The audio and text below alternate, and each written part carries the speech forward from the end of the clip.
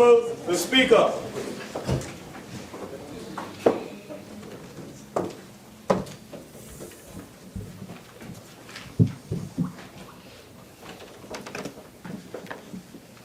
Almighty God, we give thanks to you, the Creator of the universe, and humbly beseech you to direct and prosper the deliberations of the members of this House here assembled for the advancement of your glory and the trust and welfare of the people of Trinidad and Tobago. Grant that peace and happiness, truth and justice may be established among us for all generations. Amen, amen, namaste.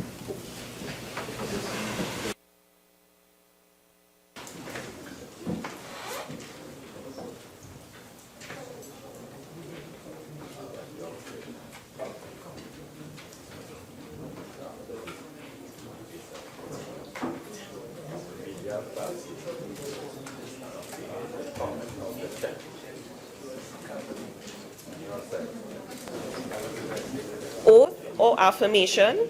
Announcements by the Speaker.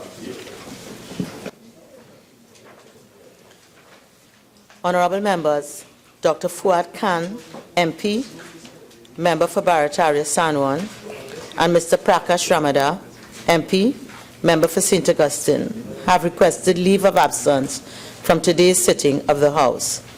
The leave which the members seek is granted. Introduction of bills.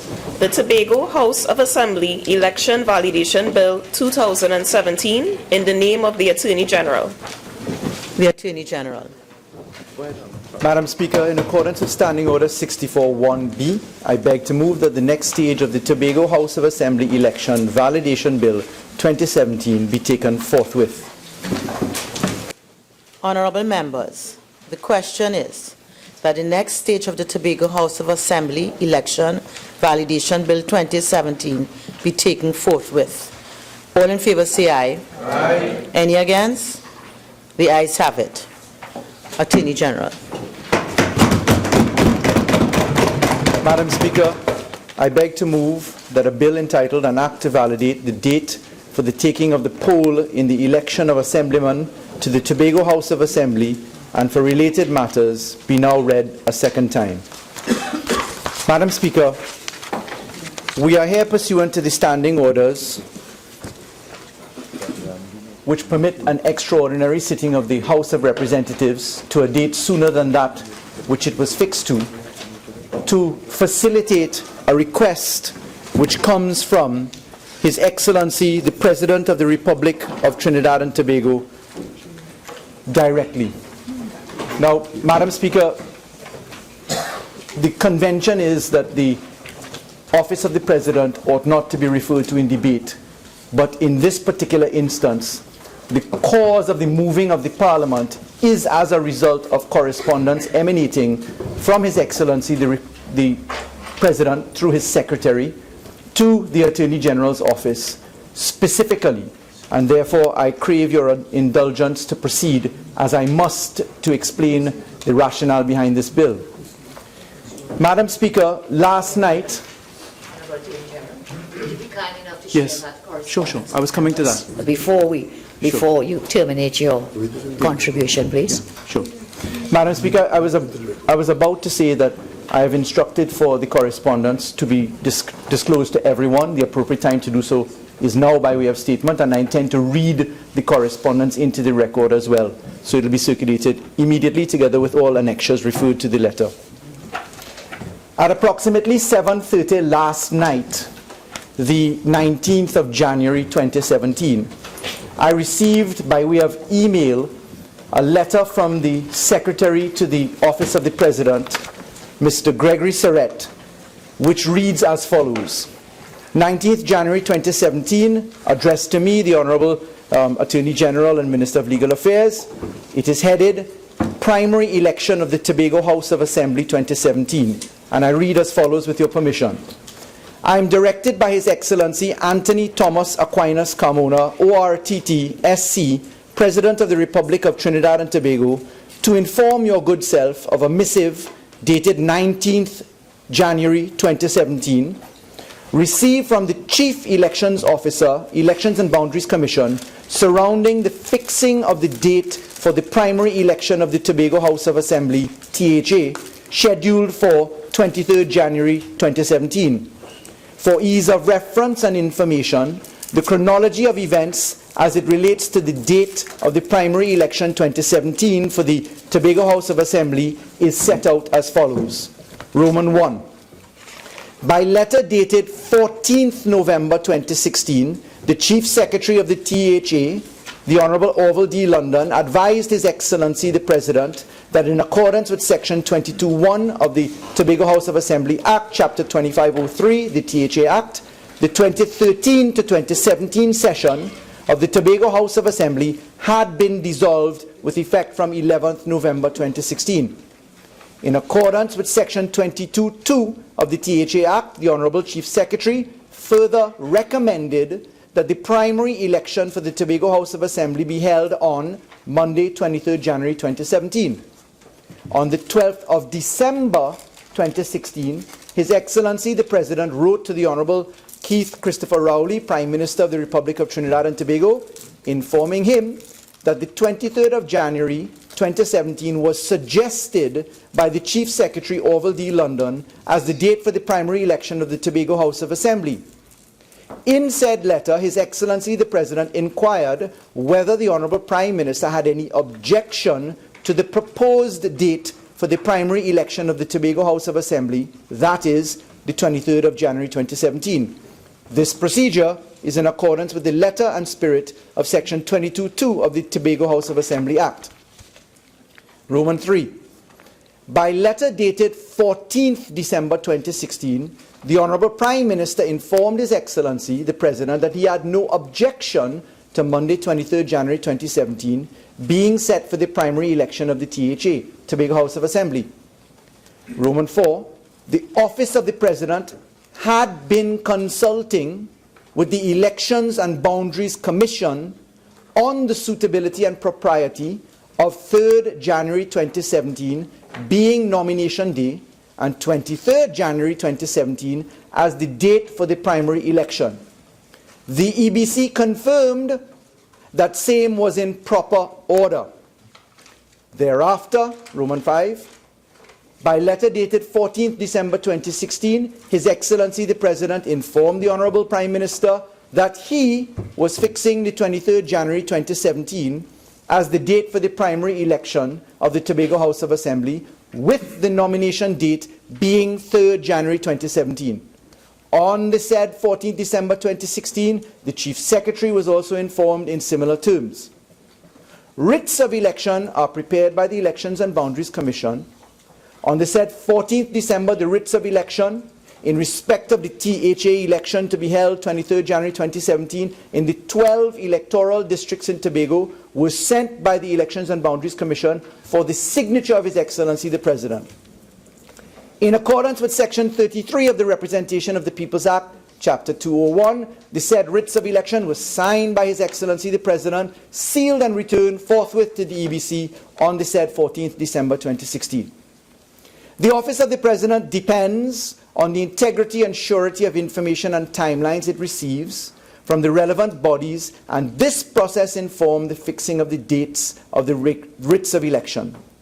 The Elections and Boundaries Commission has kindly forwarded to the Office of the President its confidential legal advice on the matter, which is hereto attached, having received the necessary authorization from the said Commission.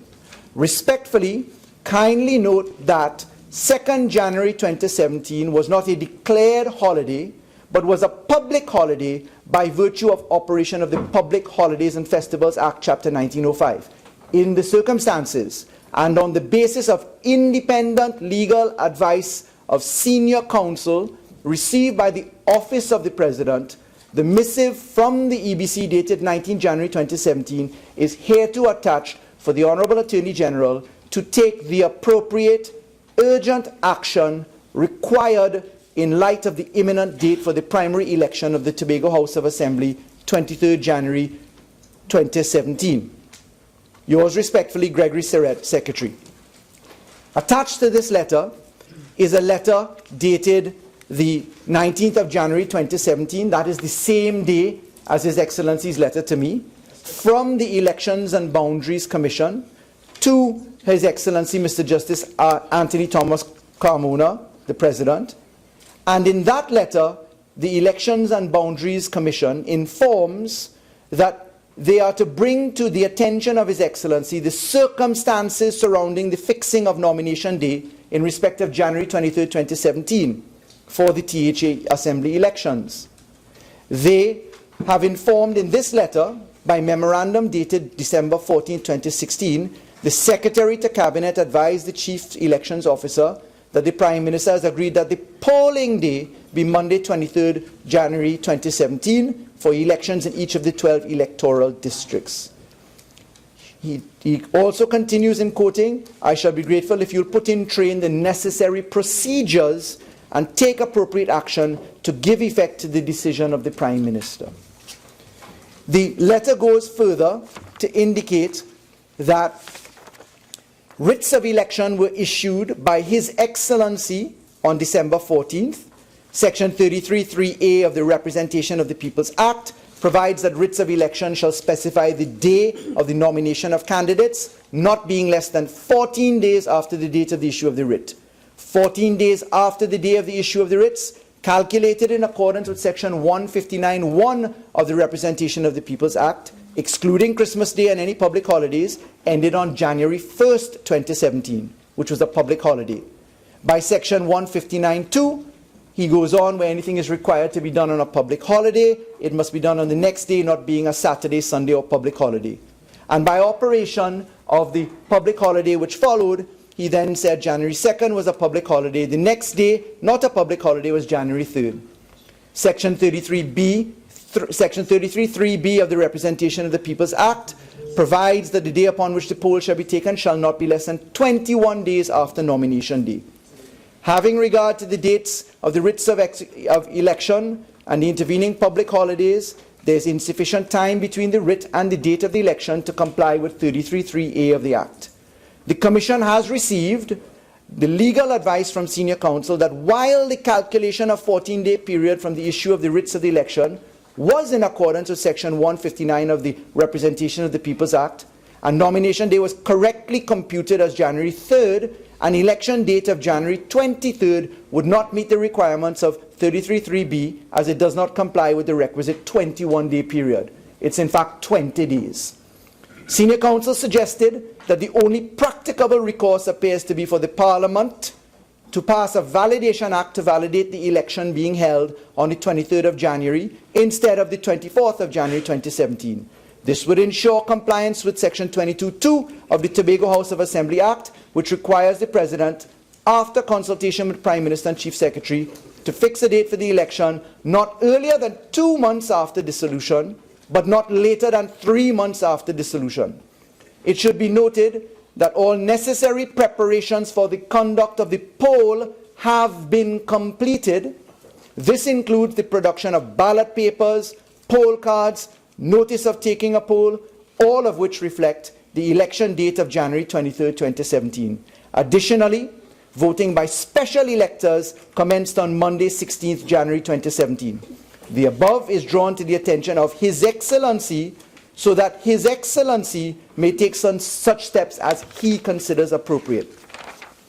Attached to this is an opinion delivered by Mrs. Deborah Peake of Senior Counsel, and in that opinion, Mrs. Peake goes on to recount the history and chronology, starting with the THA communication to His Excellency the President, suggesting, and these are the words lifted from the letter itself, that the polling date should be the 23rd of January, and asking His Excellency to consider same.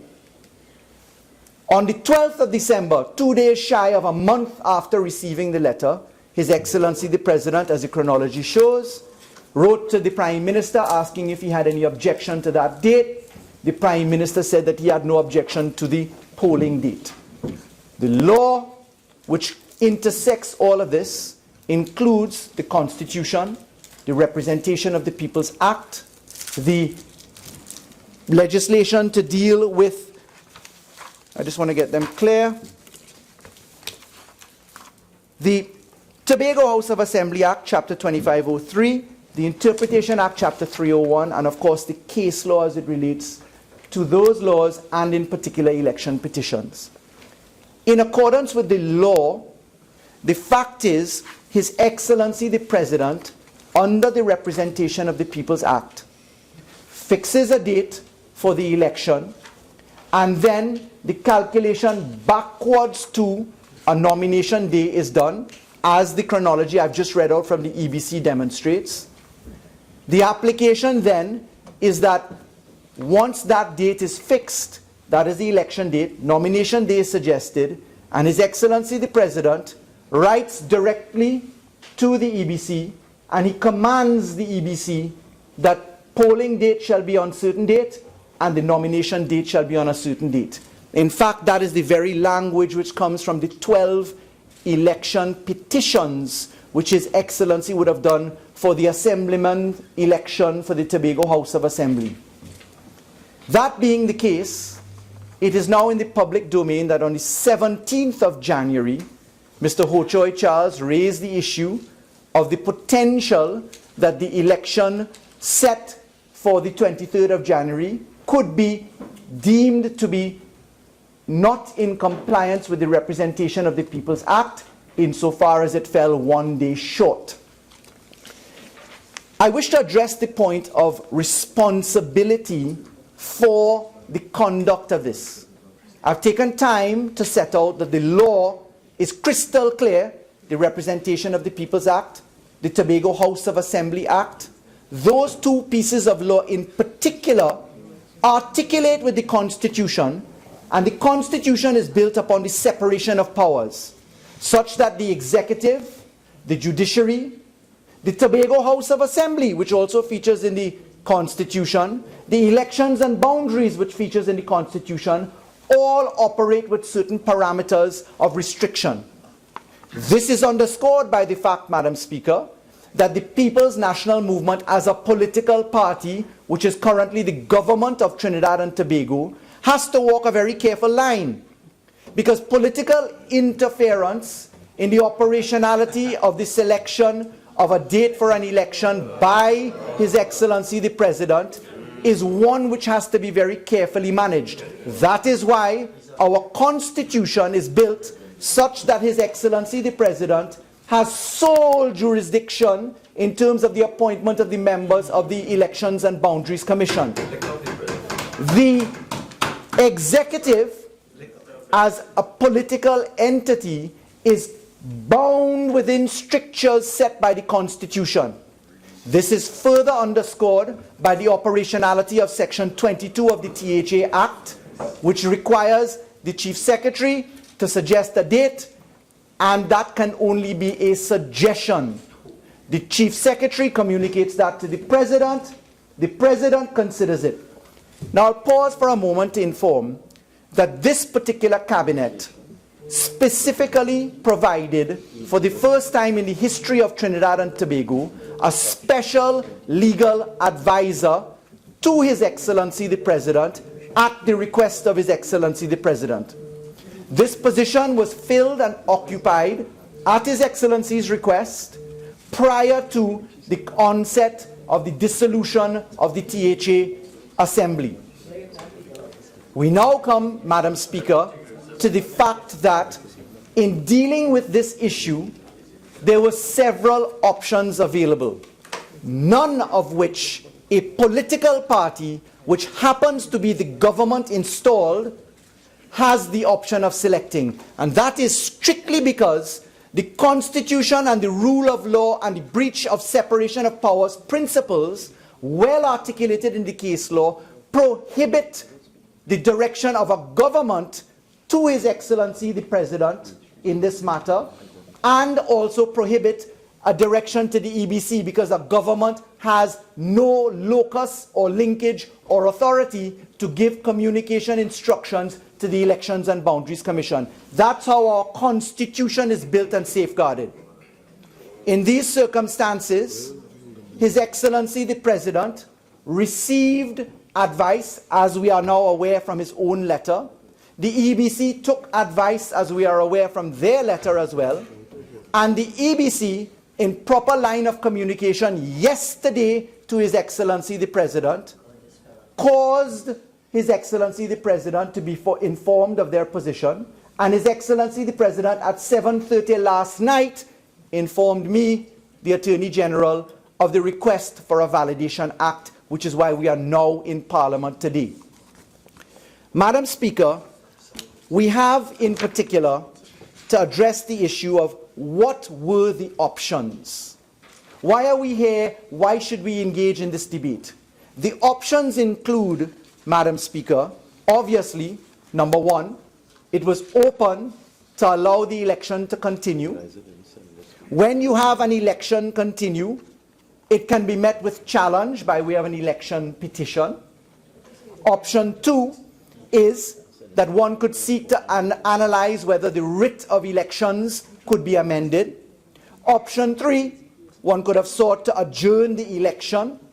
Option four, one could seek to amend the substantive laws, which is the Representation of the People's Act and the THA Act. Or option five is to come for a validation act. All of those options can only be triggered when the proper line of authority in our Constitution is followed, when His Excellency the President says what he wishes to be done in relation to the writs which he commanded to be executed and delivered as the EBC has done. Let's look at having the election. It was open, and certainly when I was asked what the position of the government was when the Ho Choi Charles issue came up on the 17th, it was open for us to continue with the date as set, because a date has been set by His Excellency the President.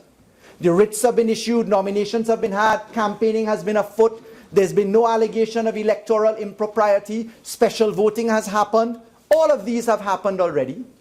We could have sat by, as we were duty bound to, and dealt with the issue if His Excellency did not command as he has today, last night. We would have sat down and we would have to have awaited a challenge, if there was to be one, by way of an election petition.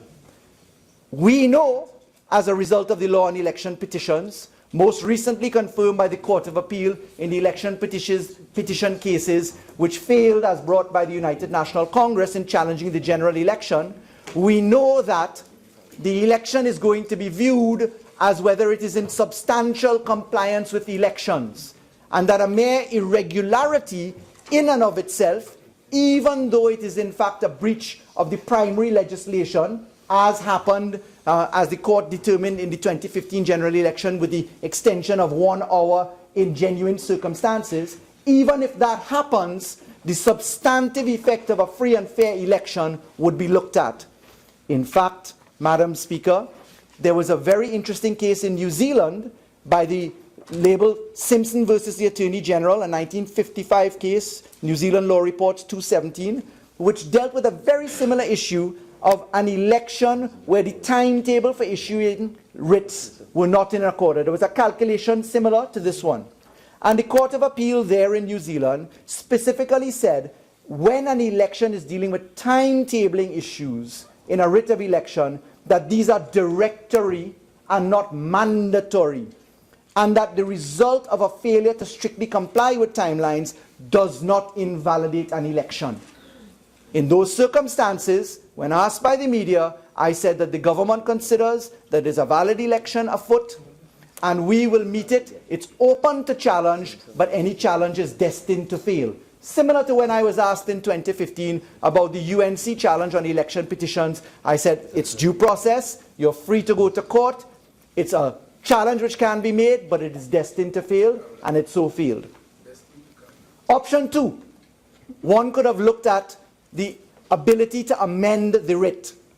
When one looks to the powers of the President under the Representation of the People Act, the Interpretation Act in Trinidad and Tobago in section 45(1) allows statutory instruments, including powers exercisable, to be amended, rescinded, or revoked.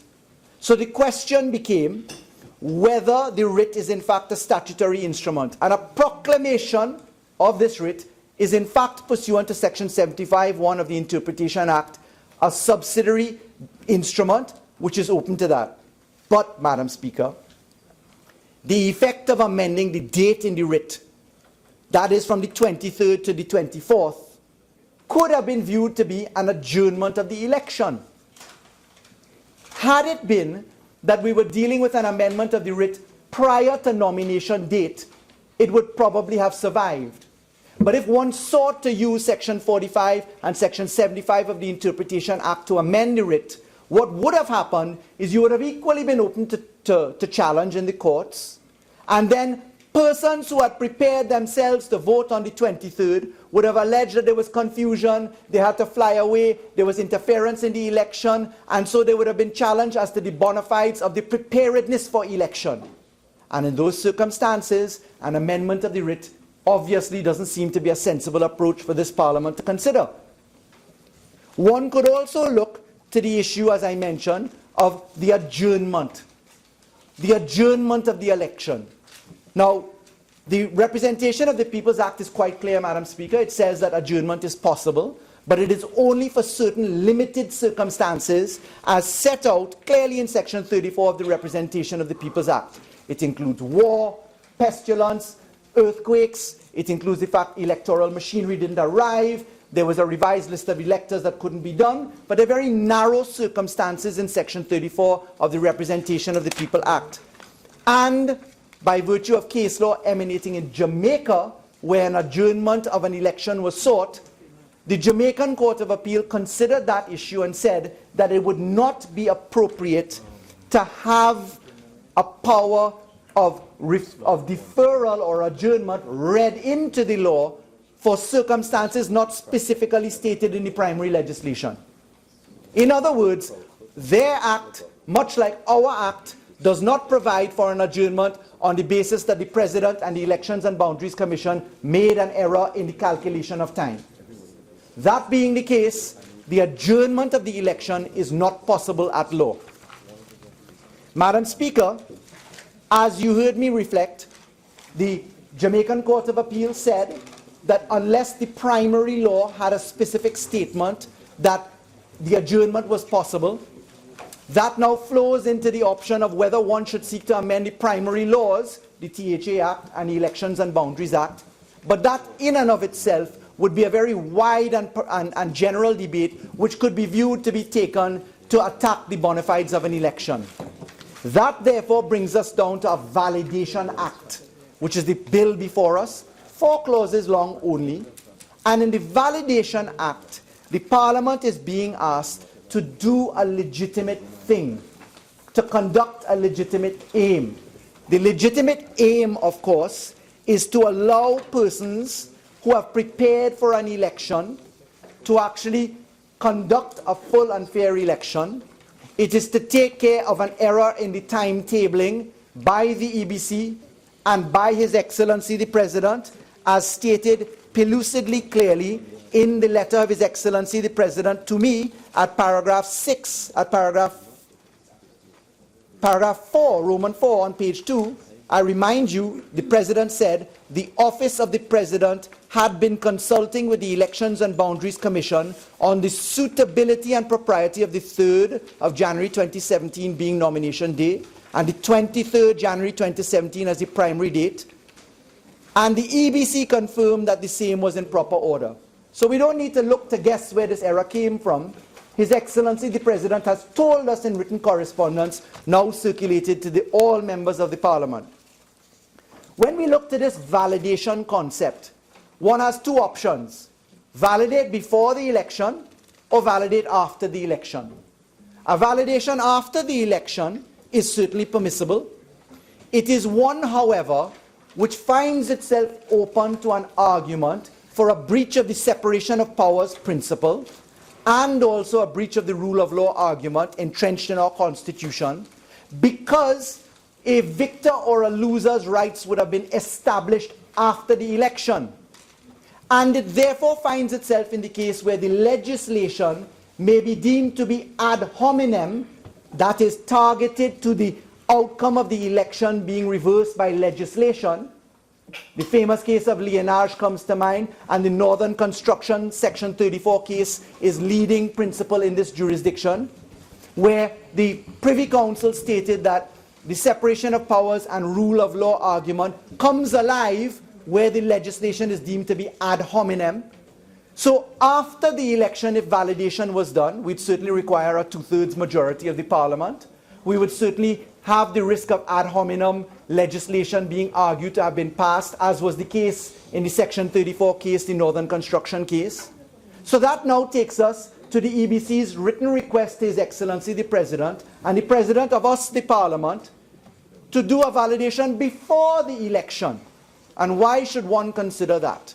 The validation before the election, Madam Speaker, is one where an election has not been had. All preparations for the election have been undertaken. We are 2 days away from an election in Tobago. Special voters have voted. Ballot paper has been printed. Everything is set and ready. Schools have been organized and polling stations. There's been a proper electoral campaign. The first time this issue arose was on the 17th of January, as reported in the newspapers. Today we are on the 20th of January. As I told you last night we got correspondence. But the validation in this sense here ensures that nobody can say that their rights are being infringed, or that a separation of powers argument comes alive, or a rule of law concept comes alive, because there is no winner or loser. And the fact is, certainly no one in this country has the ability to complain that that one should validate a writ to allow themselves to win an election which is probably going to be contested because of a date, and therefore they want to have recourse to the courts. In other words, then, you can't argue a nonsense, keep it as it is, so that I can actually have a second bite afterwards by way of election petition. So a validation act as comes before us now, in these mere short 4 clauses, is really quite simple. It simply says, validate the 12 election writs before us, issued only by the command of His Excellency the President to the EBC. Secondly, validate the dates as if they were held properly. But I want to just underscore that point. The writs of election issued under the hand of His Excellency on the 14th of December read as follows. It's under the Representation of the People's Act. It's to the returning officer from the President. And it says, whereas I think it expedient that writs should be issued for the election of members to serve in the Tobago House of Assembly, I command you that notice of the time and place of election being first given, you do on the 3rd of January 2017, there shall be nomination day, and then the 23rd shall be the election. That's what the wording of the writ itself says. So there is no confusion at all.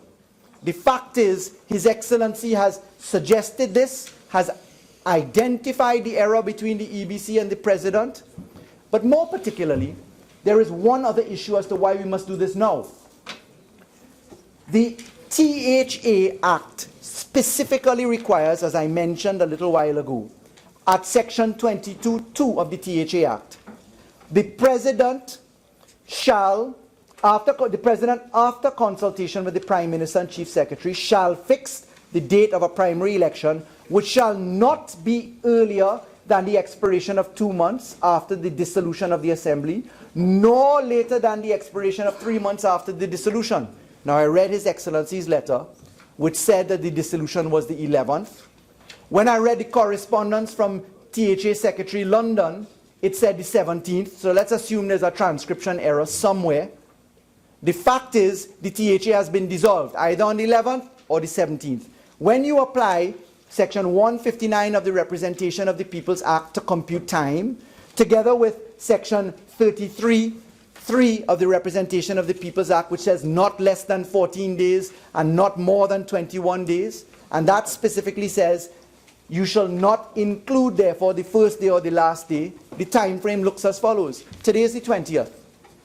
The Senate sits tomorrow, the 21st, assuming that we get there. It means that the 22nd is the first day that you can actually have a new writ issued by the President commanding the EBC to do something. You have to skip that day, skip the 14th day, add 14 days in between.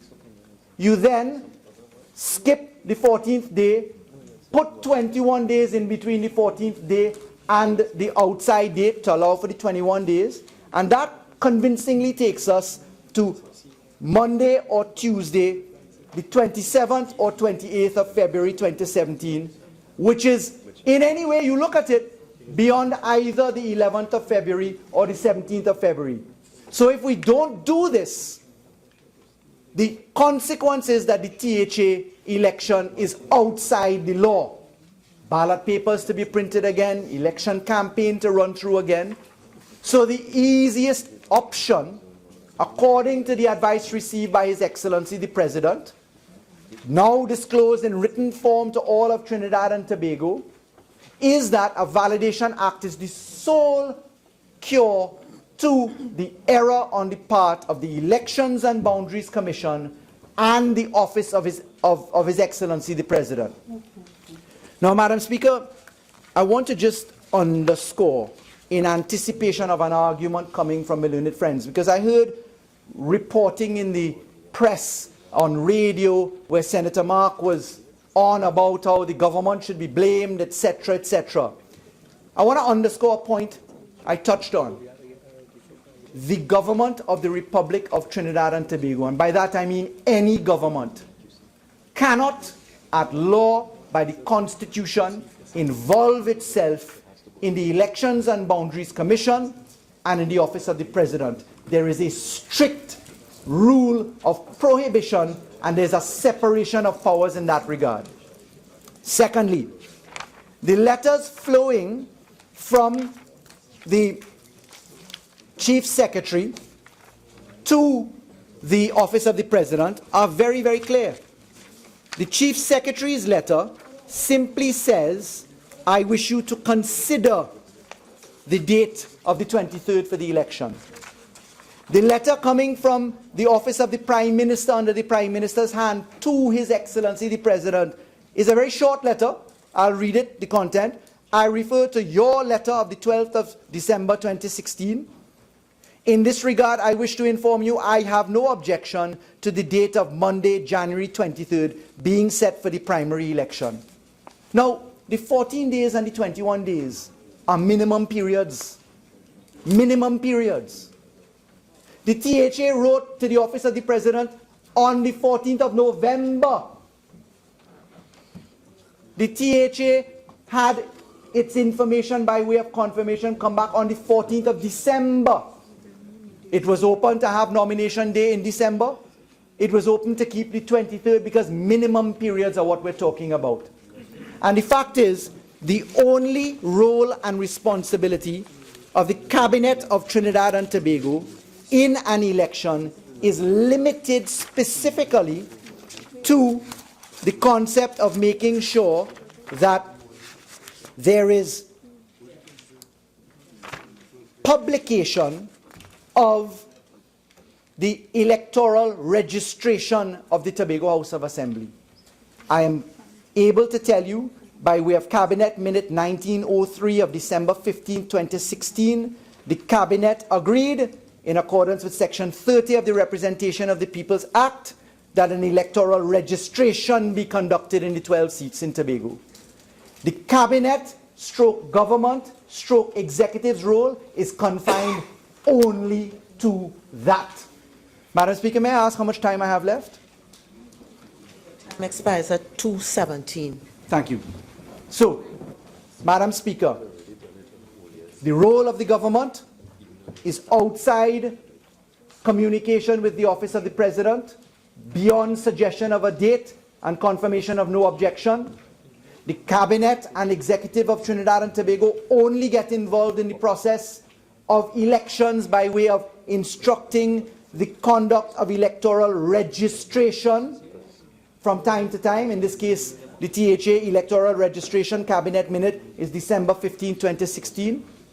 The exercise of fixing a date for the election and for the nomination date, as the EBC has said in writing, as the President has said in writing, was conducted by the Office of the President and by the Elections and Boundaries Commission in circumstances, as the President tells us, where they had been receiving legal advice of their own. The EBC confirmed the date, the Office of the President has special legal advisor. The Cabinet ensured that appointment. The EBC has its in-house counsel. The EBC takes advice from external counsel. So all that is left for us to do now as a Parliament is to consider the simple request of the President and the Elections and Boundaries Commission to do the validation exercise, and more particularly, to simply confirm that the proportionality of this piece of law is secure.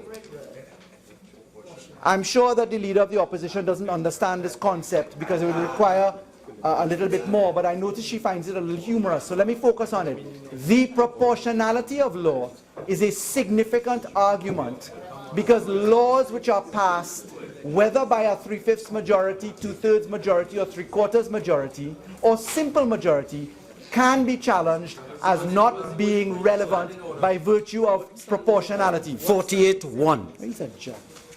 Please proceed. Thank you. Attorney I mean, Madam Speaker, yes, the proportionality argument, if my friends don't understand it, is the bedrock argument of every piece of law passed in the Parliament and considered by the courts.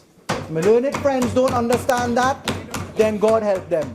And God help us for having had them in charge for 5 years. So, Madam Speaker, this law is proportionate because there is certainly a legitimate aim as described as I have done. Secondly, the act, Madam Speaker, Naparima is wailing again. Let's continue. Please, Attorney General. Thank you. I mean, I could understand so much. Madam Speaker, there is a legitimate aim to this bill, as I have explained in detail. The aim of this bill and the stretch of this law only goes so far as it should. We are seeking to carry out the request of the President that we actually have a validation for these writs, only these writs. We're not seeking to amend the THA Act or the Representation of the People's Act. We're not seeking to overreach on this occasion. The fact is that the electorate is ready.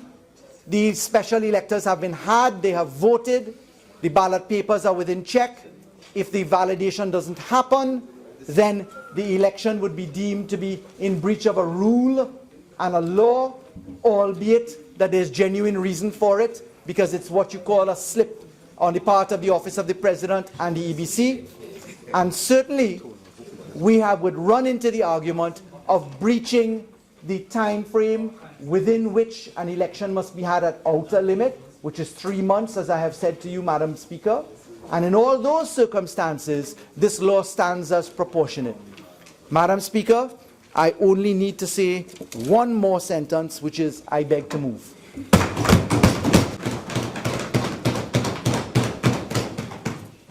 Honourable members, I shall now propose the question for debate.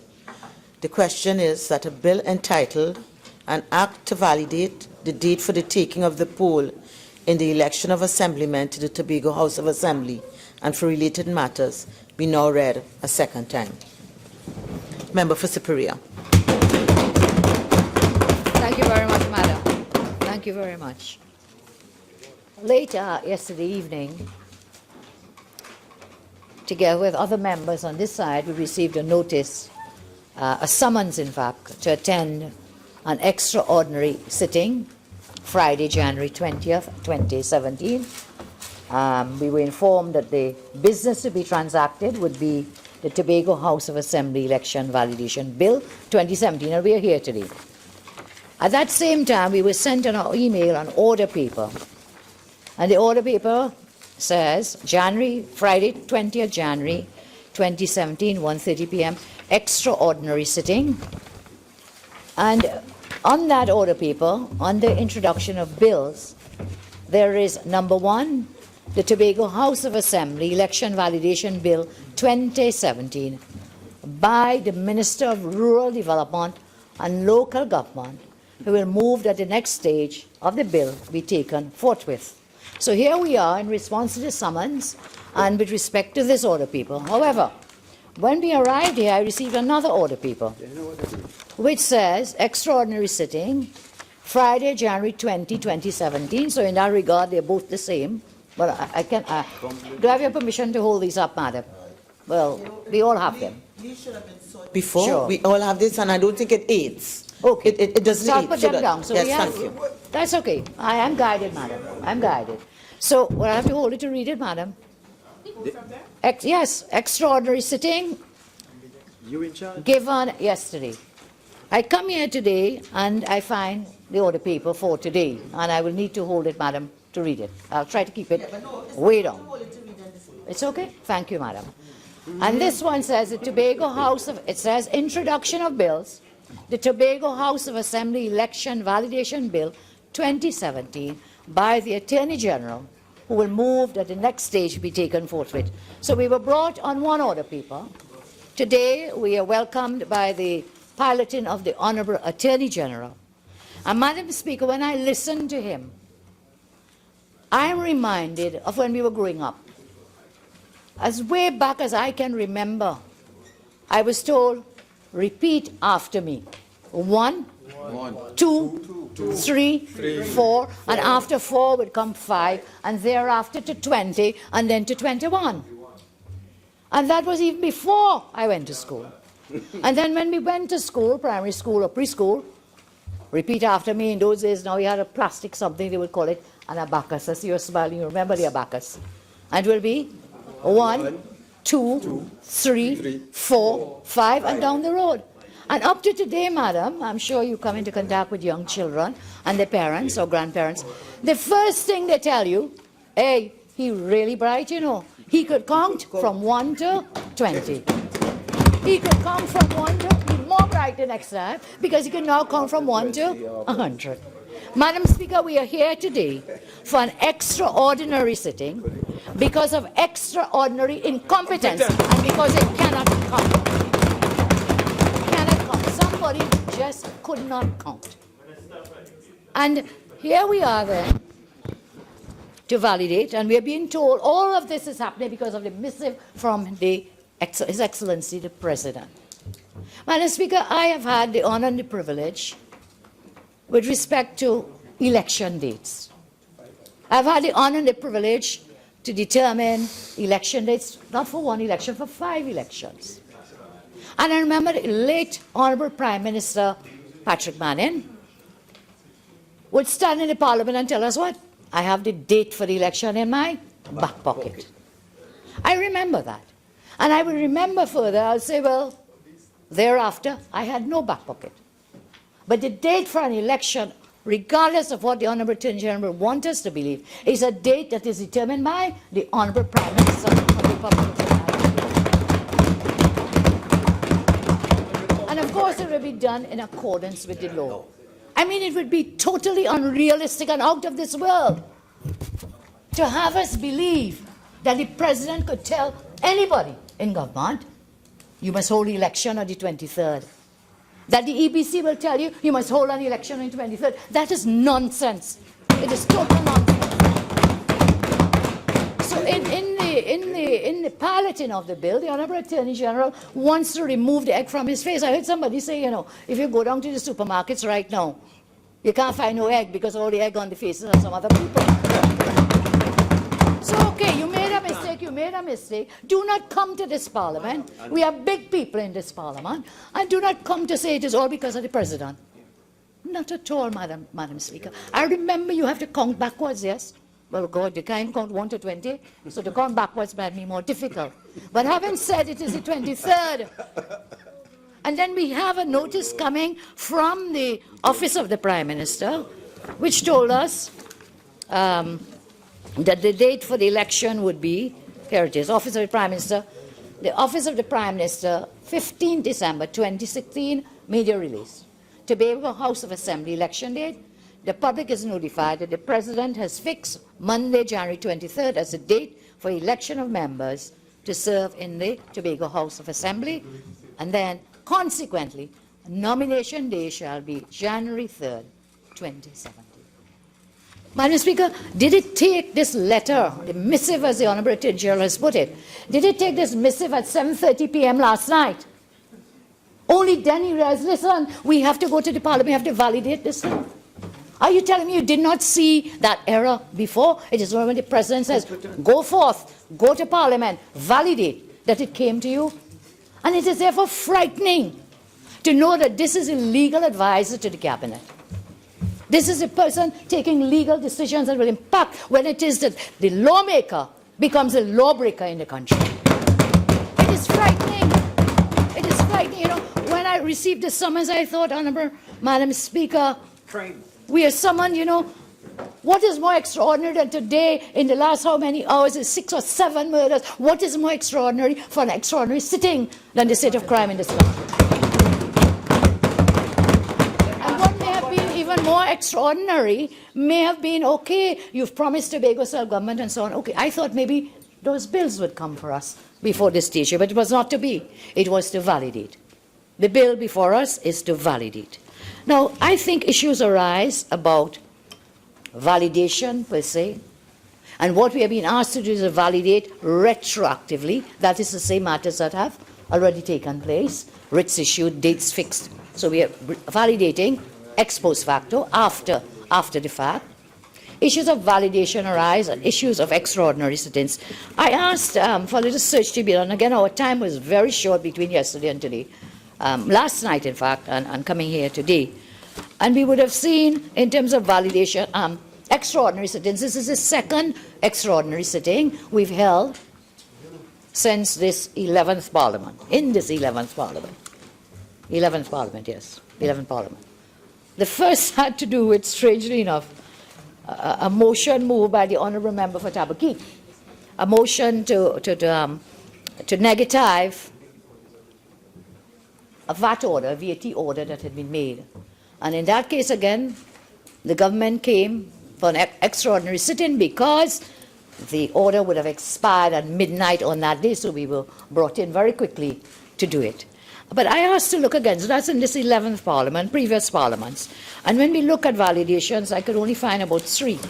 Now, some of those validations required special majorities and some did not. So does this bill that is before us, which asks us to validate acts that have already taken place, does it require a simple majority or does it require a special majority? And Madam, that is the bill we are here. On its face does not recite a requirement for a special majority, but I would like the Attorney General to address that in his wind-up, or any government member, because you see, I'm a little concerned. Because I saw a most extraordinary thing happen, where a bill which had required a special majority, that it was removed. I am not anticipating anything, Madam. You are too jumpy, AG. Standing order if you have a problem. Members, please observe the decorum. Member for Siparia, please proceed. I thank you, Madam Speaker. I'm saying I've seen where a bill that required a special majority could be, that provision be removed and turned into a simple majority bill. And so I'm asking through you, Madam, if the Honourable Attorney General will tell us, does this validation require a special majority or does it not? I talked about previous validations that have taken place, and some of them have required special majorities, some have not. So, for example, there was the Sugar Industry Control Board Validation Bill 2013. That one required a special majority, a 3/5. We had the Purchase of Certain Rights and Validation Bill 2011. Again, validation, but that one required a special majority. So I've located about 13 in the little time that I had for searching on the website together with the staff at the office. We've located about 13 validating bills. You know, but Madam Speaker, yes, and I'm sure the AG will be very anxious to tell us it doesn't require the special majority, and I await his winding up or any other member to deal with that issue. But you know, there is something in the law, the law really frowns upon retroactivity. Retroactivity. But I do understand the conundrum that the government has found itself in. Because to validate before the election, to validate post-election really places a difficulty. And the third option that the AG mentioned, he said there were about 5 options, if I'm not mistaken. There were several options, about 5. Option 1 was to allow the election to continue, but then that would have probably brought an election petition thereafter.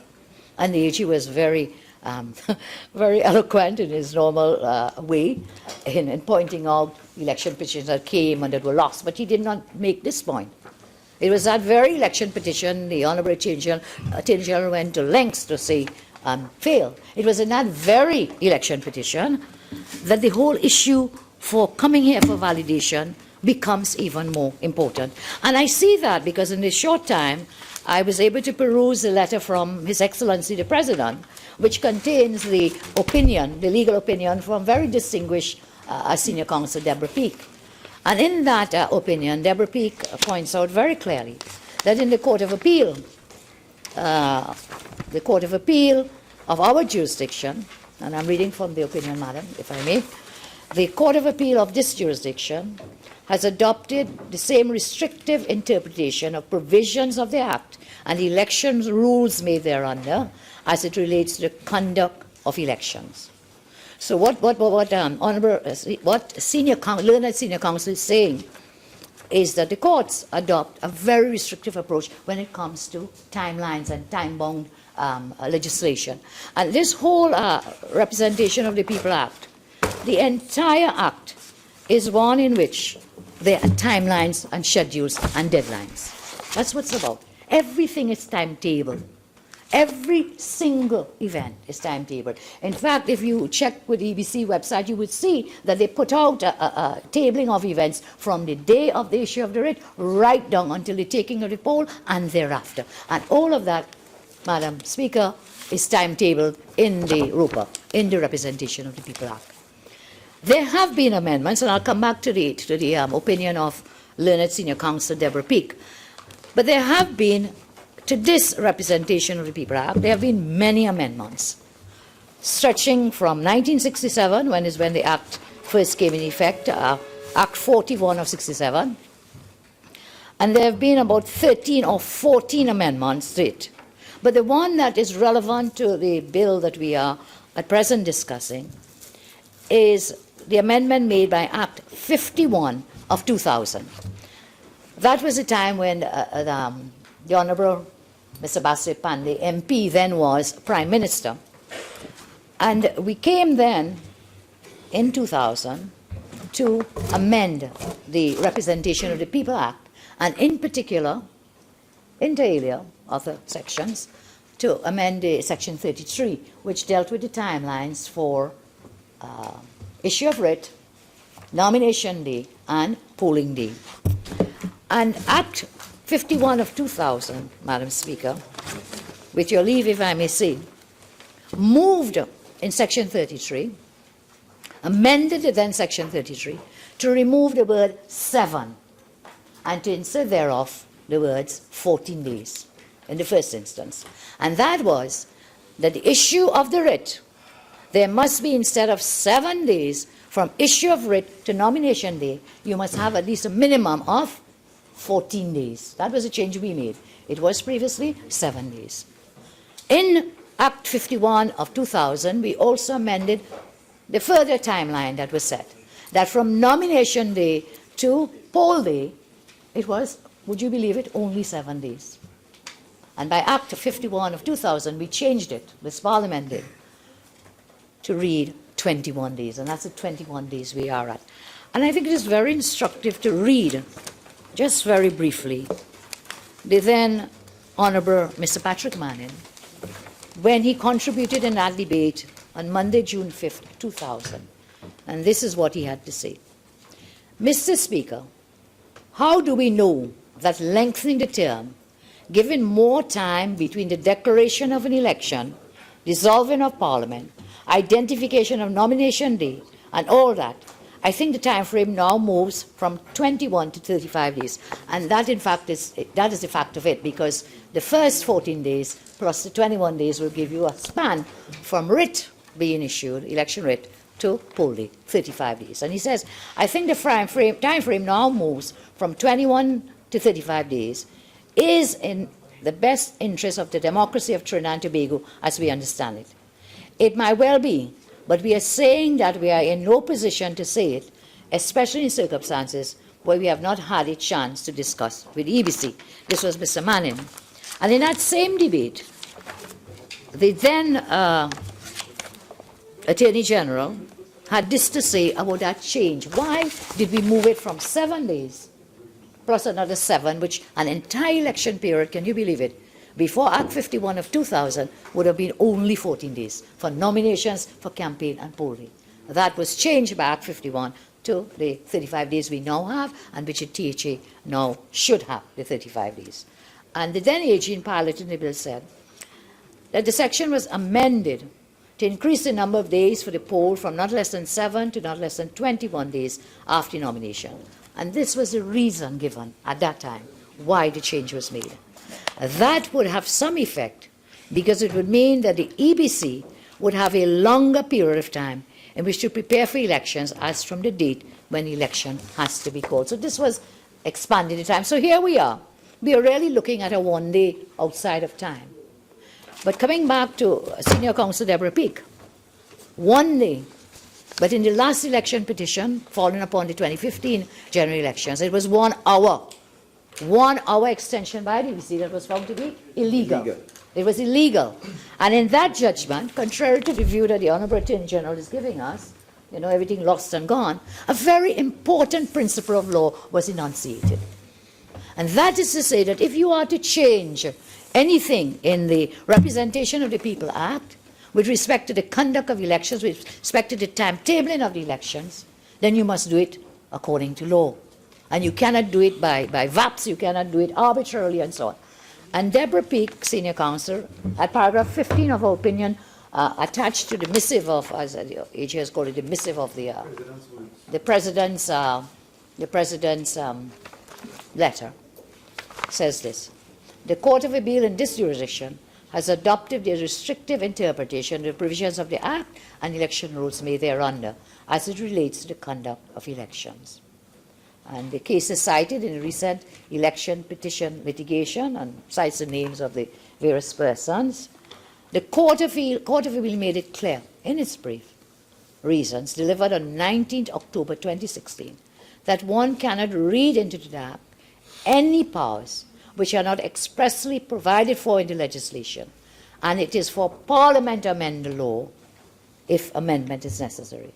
Chief Justice Archie, in delivering the unanimous decision of the court, said, and I quote, "The mandate of the EBC is to direct and supervise the conduct of the process as specified by Parliament and the rules and election writ issued by the President." So a very important principle of law was established by that election petition. Of course, it went on I think it was a Rule 33 or Section 33 of the RUPA to talk about substantive matters taking place that would impact on the numbers, in terms of numbers. And it was on that limb that those election petitions failed, but they did allow us a very important principle of law. And Deborah Peake, Senior Counsel, quotes that now in advising, look, you need to go and validate. You cannot adjourn it because the law will not allow you to adjourn it a day, 1 more day. In the same way that the EBC could not have extended 1 hour, not even 1 hour, far less a day, could not have done it legally. That's what the principle there is telling us why it allows the Honourable Attorney General to stand up here today to say, look, out of all these options that I've listed, I am going to validate. I will choose option for validation. And you know, Madam Speaker, we will support this, you know. We will support the validation.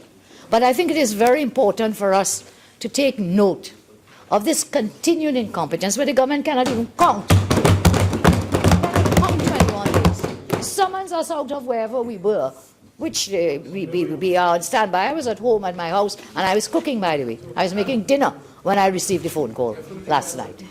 So, since you're so curious, I will not tell you what I was actually had on the stove, yes. And some of our members took decisions to travel out, as you gave leave today, because of this. So we're summoned here. And we see the Honourable Attorney General, again, you know, it is better you come honestly and say, look, this is what went wrong. Rather than, you know, washing your hands, shouting and, you know, shouting across us. As I said, we will support it. I understand we have validated many things. And for the people of Tobago, this is their election. The UNC is, by the way, totally out of that election. contrary Calcutta to all the mountings wherever, Calcutta and ship. allow the Tobago, the people of Calcutta Tobago ship. to make their decisions. But I find it offensive that here you are, you don't need our support. That's why, anytime they do not need the support of the opposition, that is the time when they are most not nice, to put it very mildly. To put it very mildly, not nice. And therefore, I'm asking the Honourable Attorney General, one, to please let us know whether this can be done without the special majority. I'm saying we are prepared to support this validation because the government will find itself and the country in a very difficult position given the date of dissolving of the THA. It was dissolved on 2 dates were given, the 11th November or the 17th, and then the 3-month window that you have within it, that should you have to start this process all over again, then you have to get another 35 days, which may take you outside of the, it would take you outside of the period. So then you'll have to come out, not only validate, you'll have to come and amend the substantive law to say you could have more than 3 months, 90 days to hold a THA elections. So, Madam Speaker, I will not detain the Parliament much further, except to say that, I think the country deserves honesty. I think the country deserves integrity. And I do believe there is nothing to be gained from attempting. There is nothing to be gained, Madam Speaker, Honourable Madam Speaker, from attempting to cast blame on the President. The President did not choose today. And then, the Honourable Attorney General shifted a little when he then said, well, since before the THA was dissolved, some legal officer is now hired in the office of the President. So either it's the President or the legal officer, I don't even know who that person may be, but somebody, anybody, take blame, except the legal advisor to the Cabinet, the legal advisor to the government. You cannot count 1, 2, 3, 4, 5, down to 20. Pass it on, And, Madam Speaker, if I may make this last further point, when I look about the Attorney General, I do not want that we are held for opening up this debate, but the Attorney General said everything is in place for free and fair elections in Tobago. But I'm hearing the people of Tobago now, some process there where they're saying they have issues with the poll cards and so on. So, free and fair elections, yes, I wish them good luck, I wish everyone success and so on. But if I had any say in the matter, I would say vote anybody except the PNM. Anybody.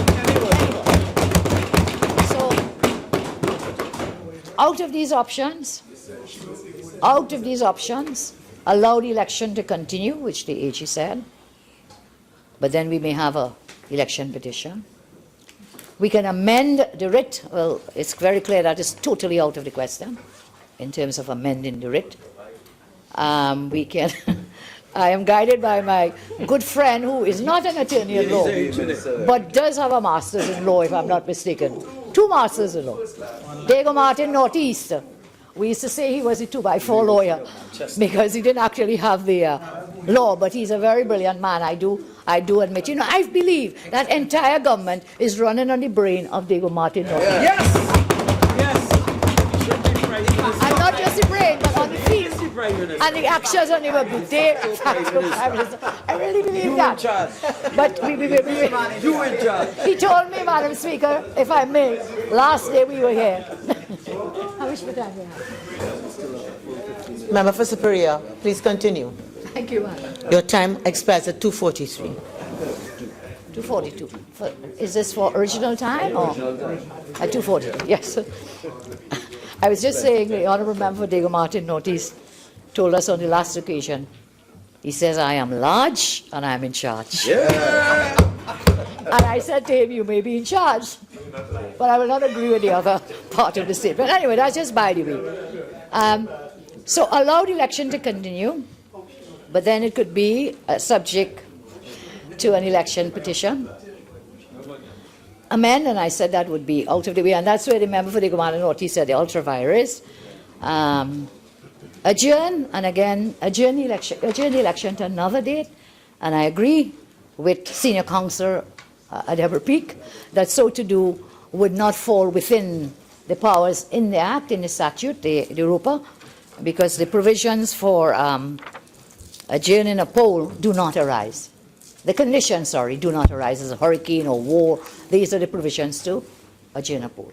Then the Attorney General told us another option was to amend substantive laws. Amend the substantive law. Well, I'm not sure if the Honorable Attorney General gave us reasons why he did not choose that option, and then came to validation. And again, I would respectfully disagree with the Honorable Attorney General. When he talked about the rules and the timelines contained within the statute as being merely directory, not mandatory, he gives us that view, but then he still comes to us to ask to validate the very timelines, to validate which would have been a breach of the timeline. So I don't think that is the position really, that there will be instances when the timeline set in here would be you must stick to them or you go ultra vires, you go illegal. And I recall in the same election petition matters, when service was to be executed on one of the honorable members in the House, and in the court, because it fell outside of the time period for service, the court held you were outside of the timeline, and in fact throughout that particular petition, La Hoqueta Talparo against the member for La Hoqueta Talparo. Why?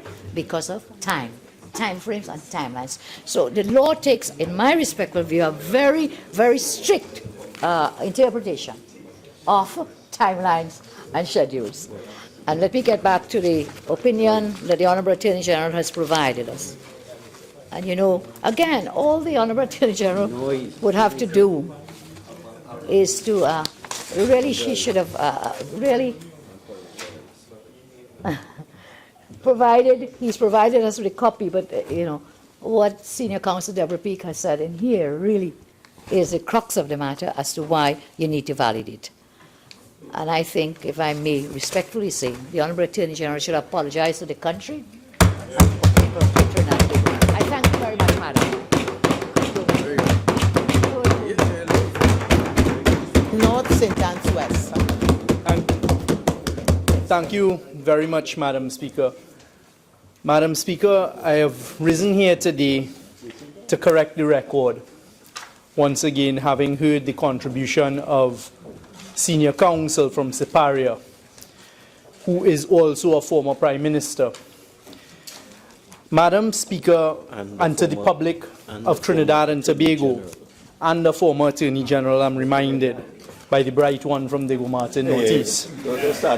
Madam Speaker, what the public of Trinidad and Tobago needs to know, and what the citizens of Trinidad and Tobago need to know, let us put it into context. First of all, Madam Speaker, there is absolutely no assertion of blame by this side for anything whatsoever. Correct. We have come here today, and I'm glad to hear the member for Siparia say that they're going to support the validation bill. We have come here today to correct an error that was made. We've come here today, Madam Speaker, at the request of His Excellency, the President, to correct an error that was made.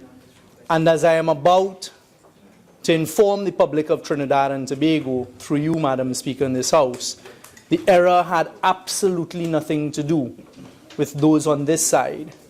In fact, I was quite disappointed in hearing the last contribution, because it appears as though there was no reading of the genesis in law of this procedure. And I'd like to start by a reference to Section 22, subsection 2 of the Tobago House of Assembly Act. The Tobago House of Assembly Act, as it says, by definition, deals with the governance issues of Tobago. We are here today to do a validation of certain actions carried out with the calling of a Tobago House of Assembly election. Section 22.2 of the Tobago House of Assembly Act, Chapter 2503, states as follows, Madam Speaker. The President, after consultation with the Prime Minister and the Chief Secretary, I repeat that, the President, after consultation with the Prime Minister and the Chief Secretary, shall fix the date of a primary election, which date shall not be earlier than the expiration of 2 months after the dissolution of the Assembly, nor later than the expiration of 3 months after that dissolution. If I had to advise a Prime Minister going into office as to one piece of law that he or she, as Prime Minister of the Republic of Trinidad and Tobago, should familiarize themselves with, it would be the Constitution of Trinidad and Tobago. The supreme law of Trinidad and Tobago, the Constitution. And if I had to advise a Prime Minister going into office as to one of the most important aspects of the Constitution, it would be his or her relationship with His Excellency the President, and an understanding of exactly what powers the Constitution has granted to His Excellency the President. I would have expected that a former Prime Minister and someone who actually carries the title of Senior Counsel, which those in the legal profession understand to be an acceptance of a rank, an understanding of the law, and to sit at the inner bar, as we call it, we would have an appreciation of the law. So I've heard it said by the member for Siparia, the honourable member, that it is the Prime Minister in this instance who decides the date, and she's still repeating it, who chooses the date. I have just read Section 22, subsection 2 of the THA Act, which says, and I'll repeat it, the President, after consultation with the Prime Minister and the Chief Secretary, and I'll stop there, shall fix the date. So one then goes, being a former Prime Minister, to Section 80 of the Constitution. Section 80, Trinidad and Tobago of the Constitution, sets out exactly what an exercise of the President's functions. There are certain instances in law and in the Constitution which sets it out that give the President a discretion to act without the executive, without the approval of the executive. The majority of the President's actions are on the advice of the executive, and he or she must carry it out. However, any first-year law student studying constitutional law, a first-year law student studying constitutional law, would pick up immediately on the phraseology after consultation with. So we go to Section 80 of the Constitution. If I may, Madam Speaker, in the exercise of his functions under this Constitution or any other law, the President shall act in accordance with the advice of the Cabinet or minister acting under the general authority of the Cabinet, except in cases where other provision is made by this Constitution or such other law, and without prejudice to the generality of this exception in cases whereby this Constitution or such other law he is required to act, A, in his discretion, or B, after consultation with any person or authority other than the Cabinet. Madam Speaker, I am not senior counsel. I am not a Prime Minister or aspire to be, but I would have thought that senior counsel who has been a Prime Minister would understand exactly what that means. It means that in this particular instance, it is only the President of the Republic of Trinidad and Tobago who can decide the date for the THA election. All he has to do is consult with the Chief Secretary and the Prime Minister as to the date that he wants to set, he being His Excellency the President. I understand the nature of the debate and the difficulty we might find ourselves in, but I would want people to be guided by Standing Order 48, 7, and 8. And maybe, member, you could find a different way, the holder of the office or something like that. Okay, please. Much obliged. Madam Speaker, the point is a simple point, that in this instance, the law is extremely clear in the calling of a THA date. The date for the calling of a THA election resides solely within the ambit of the President, and the Prime Minister is only consulted. Even if the Prime Minister objects to the date, the law is clear that all the President has to do all the President has to do is listen to the objection, and His Excellency will then decide the date. The Honorable Attorney General, Madam Speaker, has painstakingly gone through the chronology of how we've ended up here. And it is simple. I agree with the member for Siparia that it is an arithmetic problem, an error that has landed us up here today. But the point is, again, when one looks at the law is very clear, Madam Speaker. The law in this instance sets out very, very clearly, Madam Speaker, and it was actually stated in the legal opinion of Ms. Deborah Peake, who is senior counsel, that there are certain dates, there are certain numbers that have to be calculated in the calculation of this date. And what happened is that they were 1 day off. And I say they, because again, Madam Speaker, anybody reading the law, and it has become clear to me as a citizen of Trinidad and Tobago, that those on the other side did not read the law or are incapable of properly interpreting the law. The law says very, very clearly that the President, His Excellency, relies on the Election and Boundaries Commission providing the writs. So once the date is given, the Election and Boundaries Commission are then charged with the statutory duty of then working out the dates backwards, filling out the forms, preparing the writs, and sending it to His Excellency for execution. So on this occasion, we, being a responsible government, have seen it fit that at the request of an office holder, a high office holder in the land, at 7:30 last night, as we were told, to immediately ask that the Parliament be summoned, because again, it can't be a demand. We are mere facilitator, understanding very clearly the concept of separation of powers, that two independent bodies, that is the Election and Boundaries Commission and the Office of the President, have requested that we, all 41 of us in here, come to the House today, and that the Senate sits tomorrow to provide validation for an error, a simple error that was made, and not an error that was made whatsoever by those on this side.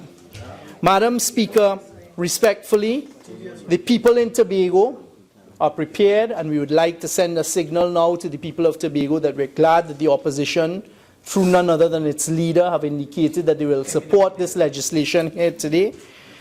The election will take place on Monday.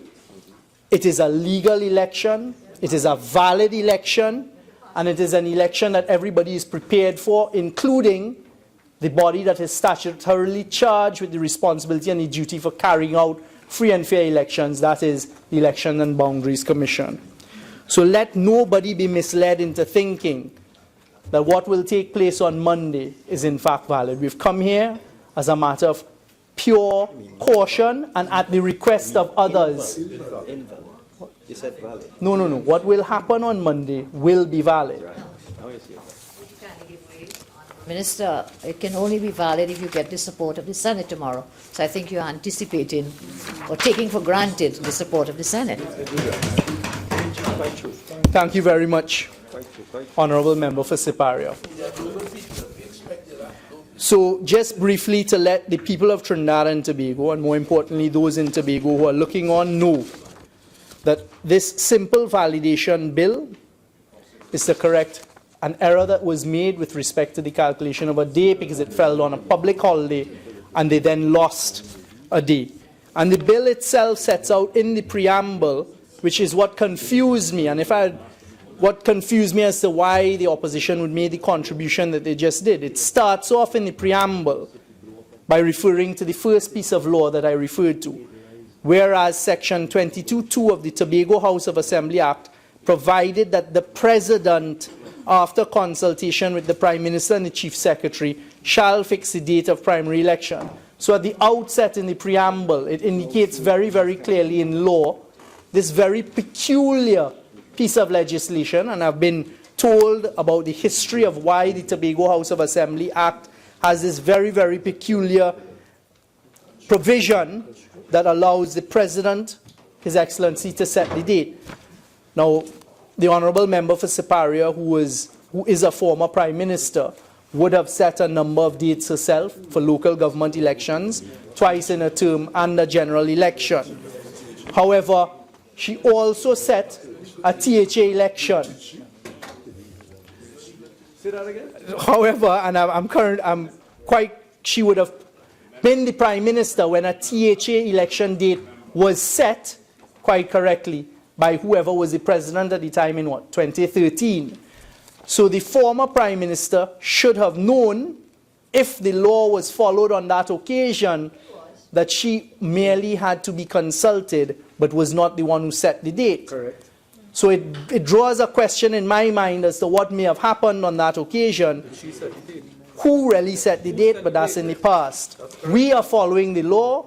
The law is clear. We've come to this house, as always, to do what is right. There was a talk about the requirement for a special majority. Again, one goes to the Constitution to determine what requires a special majority. And apart from specific sections of the Constitution that are identified, this not being one of them, it would have to be a breach of sections 4 and 5 of the Constitution and entrenched enshrined rights, none of which, Madam Speaker, on this occasion are being entrenched. So there's absolutely no need for a special majority. There was conversation about the EBC in recent court decisions up to the Court of Appeal not having the power to extend by an hour. Again, the analogy is not one that finds merit or fertile ground in the present circumstances. As we've said very clearly, how this date was set, it has nothing to do with any power being exercised by the EBC. It's a power that was being exercised by His Excellency the President. Madam Speaker, just for the record, as I wind up, because I don't want to detain us for very long here this afternoon. I was hoping we would have been out of here by now. The validation acts that have taken place since the year 2000 to 2013 being the last one, there were 17 of them. And interestingly, there were 5 validation acts carried out under the former government headed by the UNC. The Sugar Industry Control Board Repeal Validation Act, dated 2013, Purchase of Certain Rights Validation Act in 2011, a Census Extension Validation Act 2011, Senior Citizens Grant Validation Act 2012, Election and Boundaries Commission validation of a report in 2010. Interestingly, on all of those occasions, it would have resided with the government having made an error and coming to Parliament to have whatever error it is they made validated. So, Madam Speaker, the simple point that I would close on, and by talking about 17 such validation acts existing since the year 2000, is that there is nothing, absolutely nothing unusual or peculiar about the current Validation Act before us. We are happy to hear that there will be support for it in this House. I hope that I've been able to make it very, very clear where the genesis of the date in this instance comes from, and that it has nothing to do with an error being made on our side, but rather we're facilitating the correction of a simple error that was made so a free and fair election can take place, we hope, and a peaceful one on Monday coming. Thank you very much, Madam Speaker. Member for Naparima. Thank you. Thank you very much, Madam Speaker. As my political leader indicated last night, I was surprised when I checked my email to find out that I was summoned to discuss by order paper extraordinary sittings. And we are here today with respect to that. I listened to the member for Port of Spain North, St. Anne's West, and he made a couple of points which he could have done in 2 minutes. And one of the things he said was that there is no assertion of blame. But yet he went on to say that the decision for that date resides solely in the remit of His Excellency the President. If we are here on an extraordinary sitting, therefore his assertion that there is no blame to be ascribed requires some review. He said we are here simply to correct an error that was made, and it has absolutely nothing to do with any decision made by members on that side. Madam Speaker, I want to make it absolutely clear. We are here today because of the incompetence of that side and their inability to pass law that is consistent with facts, reality, and ability to do simple arithmetic. Madam Speaker? Madam? Yes. Some leeway, Yes. but I think that the point about the arithmetic has been very clearly and made. So that I'm going to allow you a little leeway, but I'm not going to allow us to go down that road again. And again, I guide everybody who's going to participate in this debate with respect to the provisions of Standing Order 48, 7 and 8. Thank you. Thank you for the clarification. I have read, I am not a lawyer, but I've read under the Tobago House of Assembly Act, the date of the election is set by the President following consultation with the Chief Secretary and the Prime Minister. I have read that, and that is a fact. Right.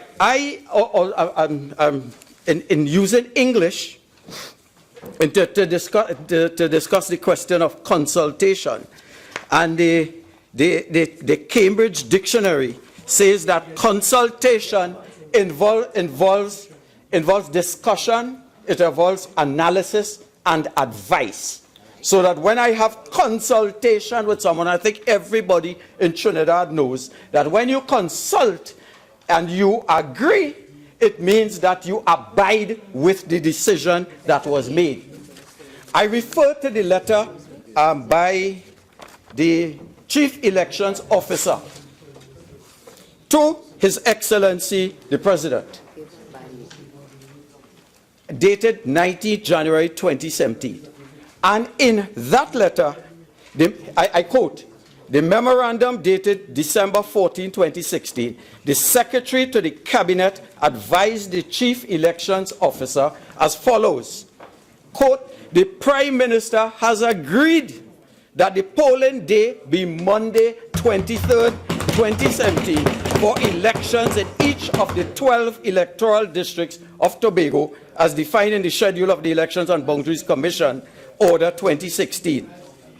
So it is that the Prime Minister agreed. The founding fathers of our Constitution created mechanisms to ensure that we would end up with the best possible legislation. And part of that mechanism was the concept of consultations between sometimes the leader of the opposition, sometimes and most times the Prime Minister, and His Excellency the President. The President in his letter said that the office, and I'm quoting here, it's a letter dated 19th January, a letter to the Honorable Faris Al-Rawi, MP, and it is signed by Gregory Surratt, Secretary to His Excellency, says the office of the President depends on the integrity and surety of information and timelines it receives from relevant bodies.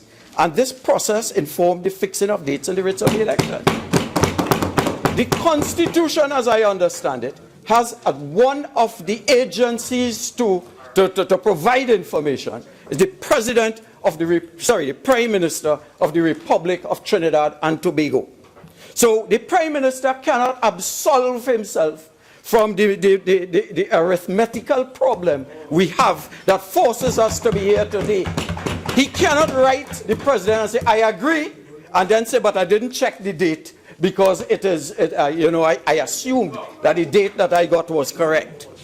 So that we have a situation where there is willful, reckless neglect of the statutory functions. And the Prime Minister, in the carrying out of his function, and the Cabinet is advised by no less a person than the Attorney General. In fact, Section 75 of our Constitution states that the Cabinet shall consist of the Prime Minister and such number of other ministers, of whom one shall be the Attorney General. The Attorney General is critical to the governance system in this country. He advises or misadvises the Prime Minister in the carrying out, and the Cabinet in the carrying out of its functions. And it says in Section 76(2), the Attorney General shall, subject to Section 79, be responsible for the administration of legal affairs in Trinidad and Tobago and legal proceedings for against the state. So it is passing strange that we had a situation where the Prime Minister advised that the legislation, that the date was okay and that he agreed with the date. And it took a non-lawyer by the name of Charles, Troy Charles, to tell this lawyer, to tell the honorable member for San Fernando West, who is the advisor to the government of Trinidad and Tobago, my government, because they operate on my behalf. As the advisor, he was not in a position to advise about the appropriateness of the legislation, of the date. And he had to, it is only when he was told by Mr. Ho-Troy Charles, is then they kicked the ball around. But it's worse than that. It's a little worse than that. He went on to say that the process is legal. The Ho-Troy Charles didn't know what he was talking about. Right? He was saying here, he says stressing, it's reiterate, and it's express. I don't have the date here. I don't have the date, but I'll get it. I'll get it and supply it to you. I quote, Madam Speaker, stressing that the government had no role in this exercise. Is that my Attorney General are telling me that he had no role in this exercise? The Attorney General said that he had taken the opportunity to take advice from senior counsel on this issue. And I am quite confident, he says, that it is proper, that it is a proper election afoot. The law is available for anyone to challenge, but I feel confident that if this thing were to go to the court, the propriety of the election would be established. So if he's so confident of the date, why are we here today? Why has he summoned me? Oh, the article was published on January 18th, 2017. Reiterate, Express. You can check it. So I am here, Madam Speaker. I had a meeting with my executive and my constituents, and we were going to discuss today to come up with a Naparima crime plan. In the light of the problems that we have with crime in our situation. But I was summoned last night to deal with an issue over which I had no control, but which is indicative of the incompetence of this government on this side. They could dance how they want, they could dance how they wish, but it was the Cabinet of Trinidad and Tobago. There's a proclamation which said that the date of the election shall be the 23rd of January. The Cabinet Secretariat indicated that. So if the Cabinet Secretariat, it must have been discussed by Cabinet. Must have been discussed by Cabinet. And if it was discussed by Cabinet, we would assume that if we had people who were mathematically developed, if they were mathematically developed, somebody would have been able to point it out. It reminds me of Animal Farm. Animal Farm, there was by George Orwell. And there was an individual called Boxer. And he could only say A, B, C, D, E. And if he went on to E, F, G, H, I, F, he forgot A, B, C, D, E. So he stopped counting and he stopped thinking. And he allowed others to do the thinking. I suggest on that side, Madam Speaker, that we have people incapable of counting from 1 to 23. And therefore, there's extreme dereliction of duty. So to advise the government. So here we are today, Madam Speaker, to validate incompetence. And I'm told under Section 3.1 of the validation bill, the date specified in the writs for taking of the polls at the election shall be deemed to have been as lawful and valid as if the date so specified had been fixed in accordance with the requirements of 33(3)(b) of the Act. Why didn't think about this before? if I am in government and something comes to my desk, I scrutinize it to make sure that I do not make mistakes on the assumption that I could come to Parliament, waste our time, and to revalidate their incompetence. I have come here today because the writ, they say, that according to the bill, the writ shall be deemed to have been as lawfully and validly issued as they would have been had the date been fixed for the taking of the polls, had the election been fixed in accordance with the requirements of Section 33(3)(b) of the Act. So I'm called here to deal with, and there's an issue with revalidation. Particularly, Madam Speaker, I'm not a lawyer, but if the UNC in a previous incarnation sought, as my political leader said, to extend the date of between when the election could be held and when the nomination days and when the writ is filed. If we did that to enhance democracy, to ensure that people had enough time, a greater time to discuss, to analyze, and this all redound to better governance. We did that. And if you come, our approach has always been acting in the, and that's why the Joint Select Committee and other things, we always act in the area, I understand, Madam Speaker, we always act in the area of extending democracy. And here we are here today to revalidate, to correct errors before, in effect, to reduce the time, at which the people of Tobago, the noble people of Tobago, will have to discuss, analyze, flesh out issues on the platforms in that country that would redound to the better legislation of that country. So we are here today, Madam Speaker, Tobago. We are here today to validate, and we are here today to put everything on hold that we had planned in order to correct the errors of the group, our opposite, who do not want to accept blame for the reason why we are here today. We are here today precisely and very briefly because you made an error. And you have made an error, and I have to come here and drop everything to deal with you. This is recklessness. This is rank incompetence. This is lack of rigor in legislation that they bring here. This is because we have, on that side, too much quacks, as a Calypsonian said, and invalids.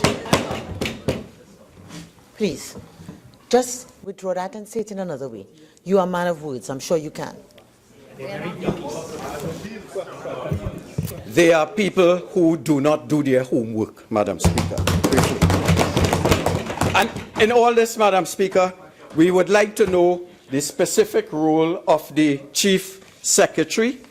What was his role in all of this? We would like to know the role of the Prime Minister in all of this, so that at the end of the day we could have a better understanding of how legislation is made. Notwithstanding the fact that the law states that it is the Tobago House of Assembly, in the first instance it was the Chief Secretary who triggered the date.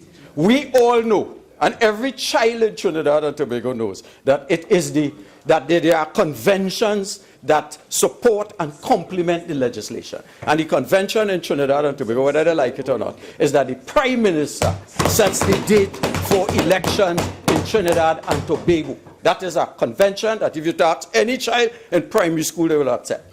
So that to come and say today that they are not responsible, and to seek by innuendo to place the blame elsewhere, that point has been made repeatedly. Please. So, Madam Speaker, I will not detain anymore.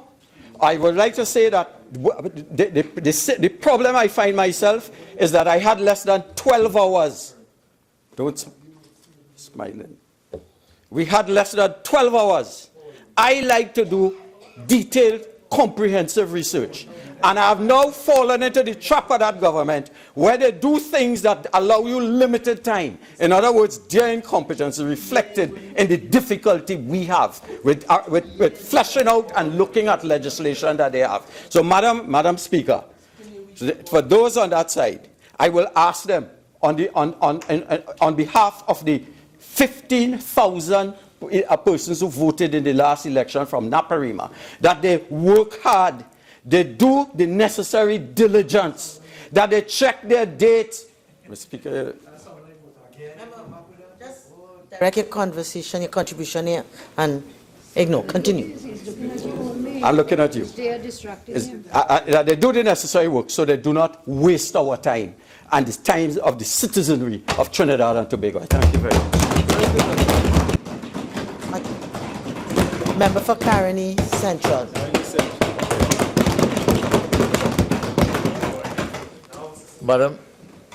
Madam Speaker, I just want to make a short contribution on this bill before us today. In this act, it says on page 2, and it defines the act, election, etc. It says in 3.1, the date specified in the writs for taking of the poll at the election shall be deemed to have been lawful and valid, as if the date so specified had been fixed in accordance with the requirements of section 33(3)(b) of the Act. The writ shall be deemed to have been as lawfully and validly issued as if they would have been, if they would have been had the date specified for the taking of the poll of the election been fixed in accordance with the requirements of section 33(3)(b) of this Act. All statutory instruments purported to be issued, and all acts and things purported to be done pursuant to the writs before and after the coming into force of this Act are deemed to be lawfully and validly issued, and done to the extent that they would have been lawfully and validly issued, and done had the writs complied with the requirements of section 33(3)(b) of the Act. Now, what this means, Madam Speaker, to the citizen looking on and listening, is that a law had been violated because the number of days required by the law was not strictly observed. It was not a huge error, it was a mistake by 1 day. But in order to make sure that the elections are in fact valid when it takes place in Tobago for the seats in the House of Assembly, this law has to be passed to make all the things that have been done so far up to this point lawful and valid under the laws of Trinidad and Tobago. And errors happen, mistakes happen, and mistakes can be explained and they can be forgiven. But I think the real problem here, which is why I am taking the opportunity to say a few words, and following on the contribution of the leader of the opposition and my colleague from Naparima, the real problem here is the manner in which the error has been presented. Now, the Speaker drew attention to the standing orders, more particularly 48(7) and 48(8). And I simply want, for the benefit of citizens who are listening, to read what those standing orders say. 48(7) reads, the President's name shall not be used to influence the House. But 48(8) says that the conduct of the President or any other person performing the function of President, members of the Senate, the House, or judges of the Supreme Court or Judicature, or other persons performing judicial functions shall not be raised except upon a substantive motion moved for the purpose. And what we heard today, both from the Attorney General and from the member for Port of Spain North, St. Anne's West, was really a rationale and an explanation which basically put the error at the feet or the hands, if you want to call it that, of the president and the presidency. And the reason why these standing orders are so in relation to the president is because, you know, the president is elected by both houses of parliament. And in many instances, the attempt to elect a president is better achieved by a consensus vote. And even will other members of the House be allowed to entertain a debate on the President and his actions?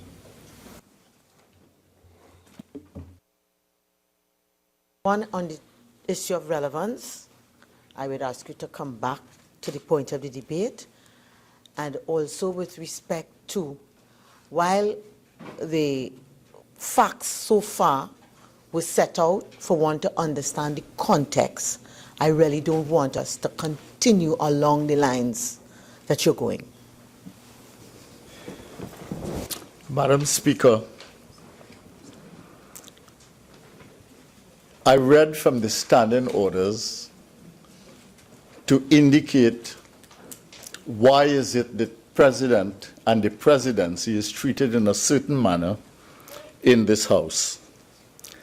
And I'm trying to explain the manner, the reasons behind the standing orders being this way because of the manner in which the presidency Yes, member, but is addressed. Member, please, you can continue, move on from that point. We understood the context by reading the standing orders. Please continue, move on from that point, please. Thank you.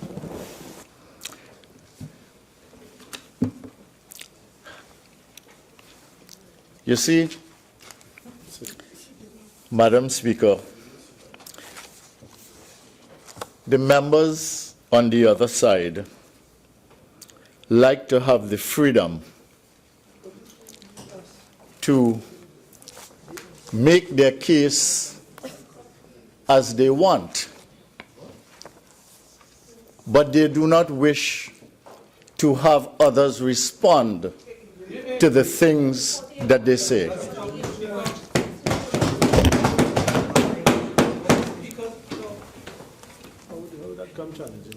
Member, there's a certain implication in what you're saying that I really don't think you intend.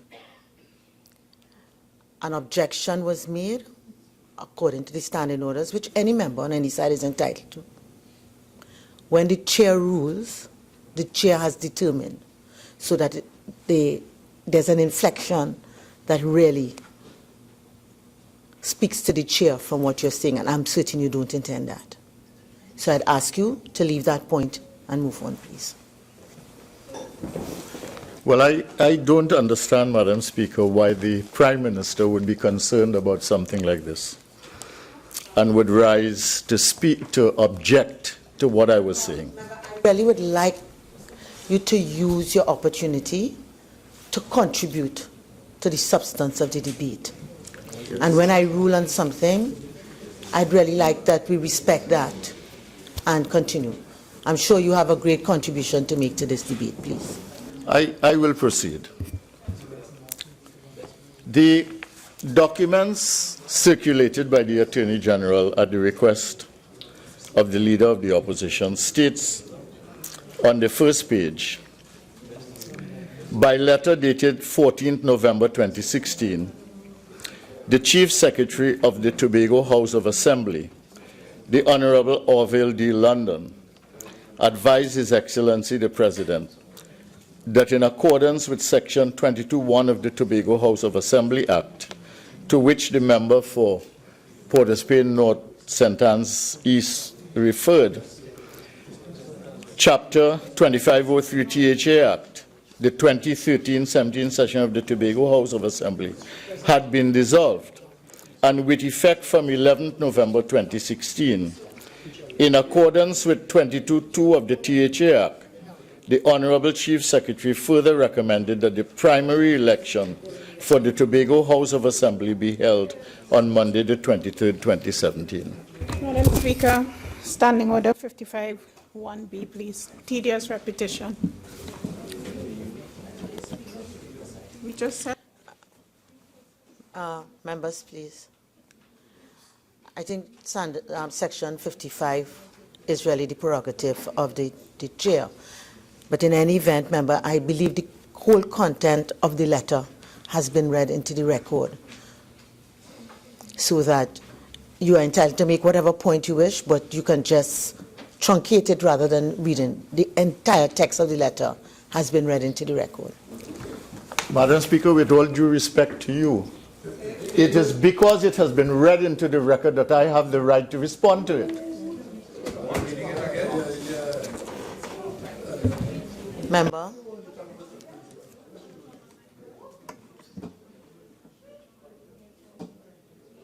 Member, no one is denying you the right to respond.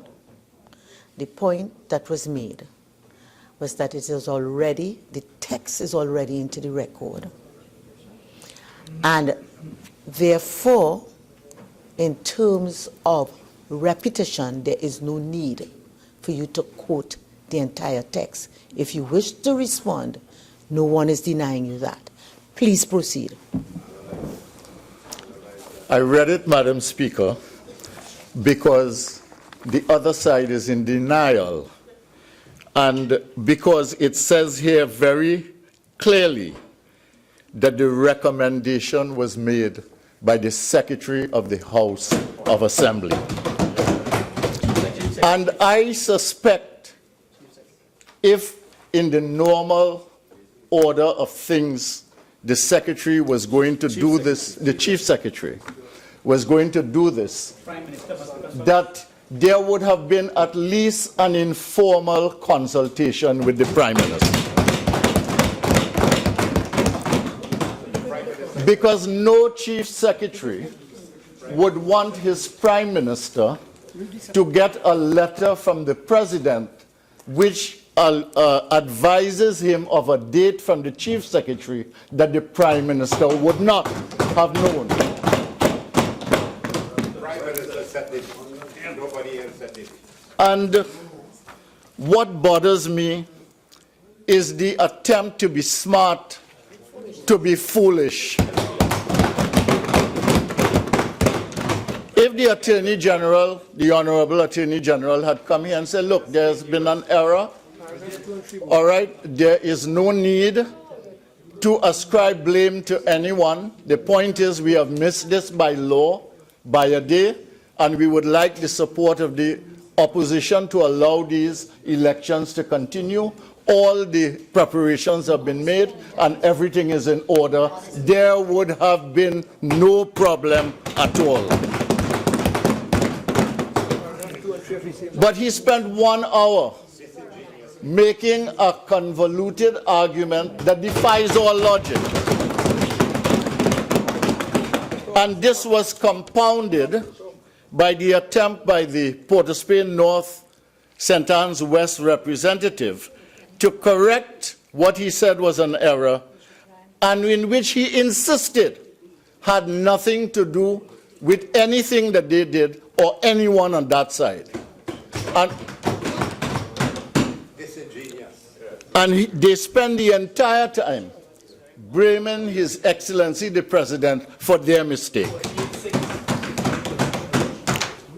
So, Madam Speaker,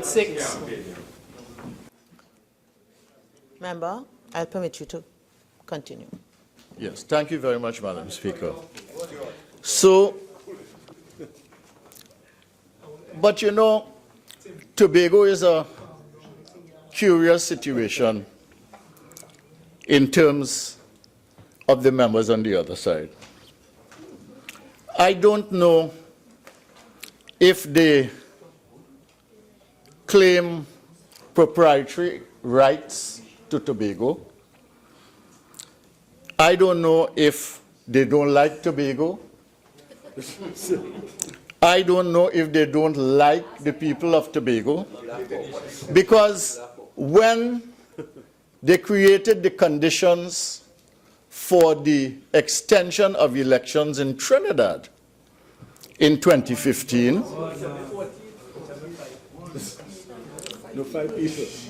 there was no extension, Madam Speaker, in Tobago. And now they want to deny the people of Tobago a day short in their preparations and campaign for the elections. And they come with this attitude, of course, as if, you can't say anything about the assembly. The members of the opposition are not supposed to have anything to do with Tobago. They are not supposed to have any involvement in anything in Tobago, including in elections. And when they are involved, Members, if we can please observe.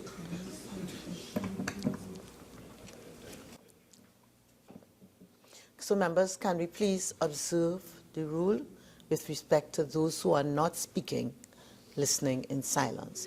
Please continue, Member for Caroni Central. but I want to say that we are as concerned about what happens to Tobago as what happens to Trinidad and in Tobago.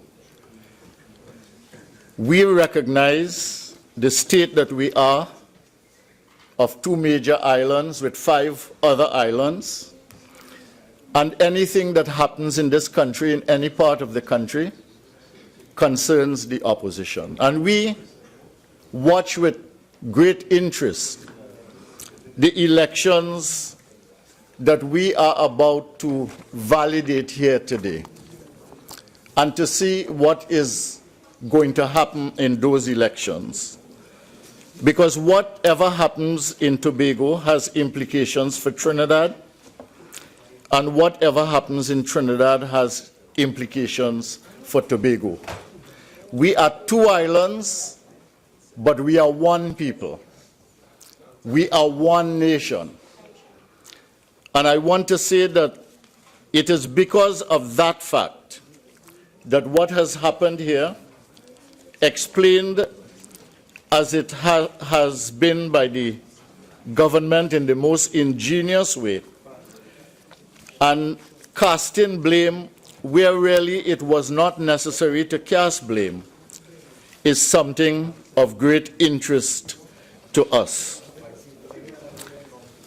I listened to the Attorney General outlining the 5 options that he had in this case, and I do agree with him that this is the reasonable option in the circumstances. And I do also want to say to him, had he come and given a short explanation, maybe 10 minutes, of what had truly happened, and simply indicated, look, we would like the Parliament to correct this because it is the right thing to do, the opposition would have had no difficulty at all, as the leader of the opposition has already committed to supporting this bill and doing the right thing for the country. And the problem here has really been the manner in which the information has been presented and the casting of blame. And I hope on another occasion when the government makes an error, because I am sure it will, that it comes here and it tells us exactly what has transpired and why it has transpired, and take full responsibility so that they will earn the respect not just of this Parliament, but of the people of Trinidad and Tobago. Thank you. Attorney General. Speaker. Madam Speaker, gives me great pleasure to wind up this debate, but I'm compelled to answer a few astounding contributions made by members opposite. By one who thought he had to speak. There was, first of all, the contribution of the Leader of the Opposition.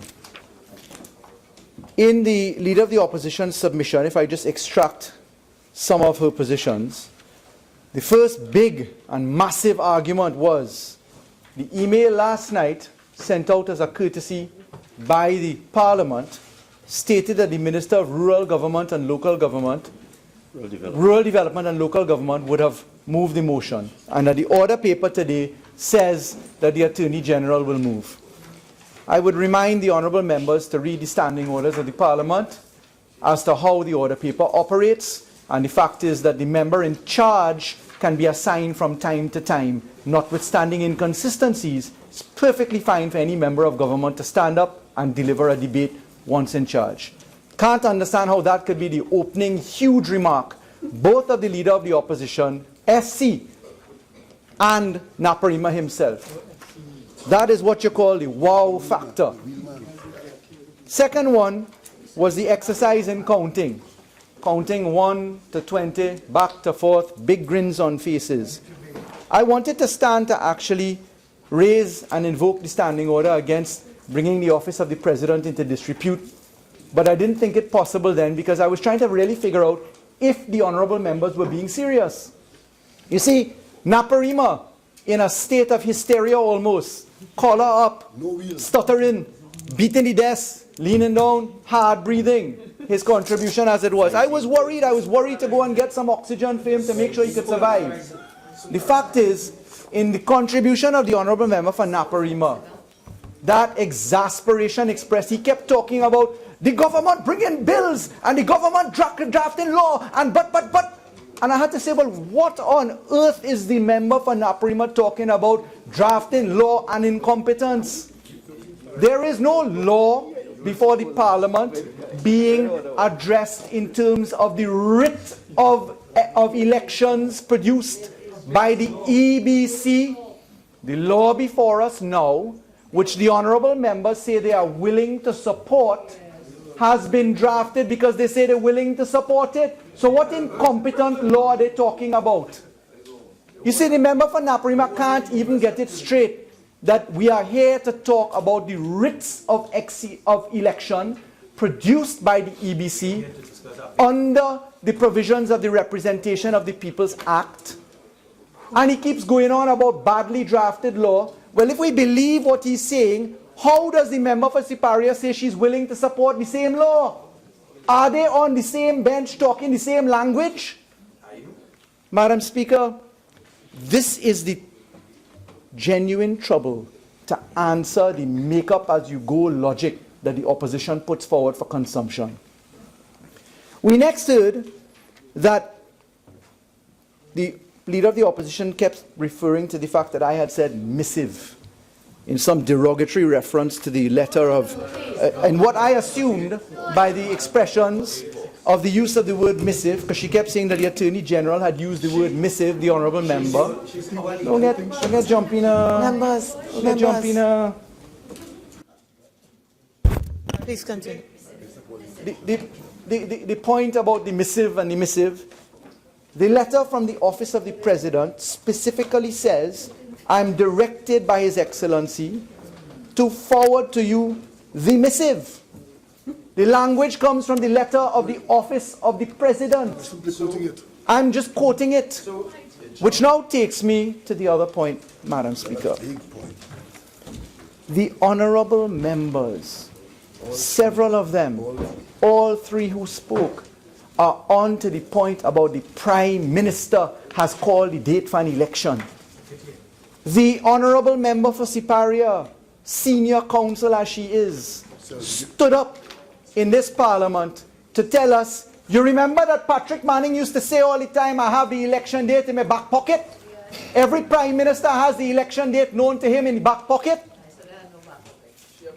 Madam Speaker, what I find astounding about a senior counsel, self-given and all, honourable member for Siparia, past Prime Minister, past Attorney General, past Minister of Education in the government of Trinidad and Tobago, past Attorney General, I'll repeat again. Madam Speaker, the Constitution of the Republic of Trinidad and Tobago at section 68 is pellucidly clear that the Prime Minister has the prerogative to dissolve the Parliament at any point in time, and therefore the Prime Minister in a general election has the date in his or her back pocket or purse, as the case may be. But, Madam Speaker, the position on the general election is totally different from the position in the THA Act. In the THA Act, section 22 of the THA Act, the prerogative is, you know, Madam Speaker, in the THA Act, the prerogative is, and the law describes that the process is that the Chief Secretary consults with the President, His Excellency, the Office of the President, and only then does the President consider a view, and then the President invites the EBC by way of command in a writ to actually have the election. We are comparing general election with THA, where the law is completely different. My learned colleague, Minister Young, member for Port of Spain North, St. Anne's West, set out already, and I won't repeat it again other than by way of mention, that Section 80 of the Constitution describes what consultation means. Honourable Member for Naparima, stick to Naparima. This is a legal concept which has to be interpreted at law. It's set out in the Constitution. So let me make it absolutely clear. The Prime Minister of the Republic of Trinidad and Tobago has no role and no function in this, and let me prove it. Let me prove it by way of historical reference, if the honourable members can even keep quiet. Madam Speaker, if one were to accept the nonsensical argument offered by the member for Siparia and parroted in part by the member for Naparima, then I need only ask the member for Siparia, did the member for Siparia, as the Prime Minister of Trinidad and Tobago in 2013, give the election date to Orville, London? I'll give way. In general, what difference does it make?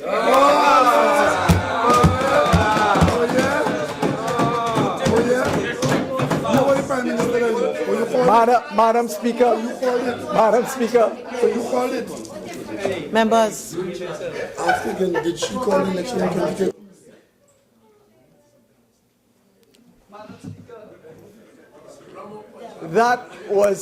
that was enjoyable, the response of the member for Siparia. You know what it reminded me of? I was looking at the news last night, and I saw replayed an interview by Fazir Mohammed and Watson Duke. When Fazir Mohammed asked Watson Duke, are you on a rape charge? And Madam Speaker, there's a standing order that has been raised. Please continue. thank you.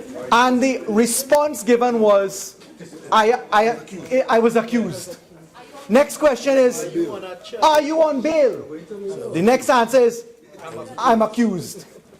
That was the response from Siparia, a simple question to prove her point that the Prime Minister must be the person to give the election date to His Excellency.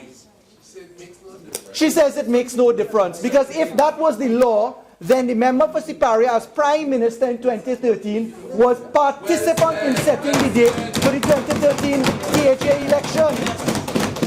And when faced with a simple yes or no question, the honourable member says, what difference does that make?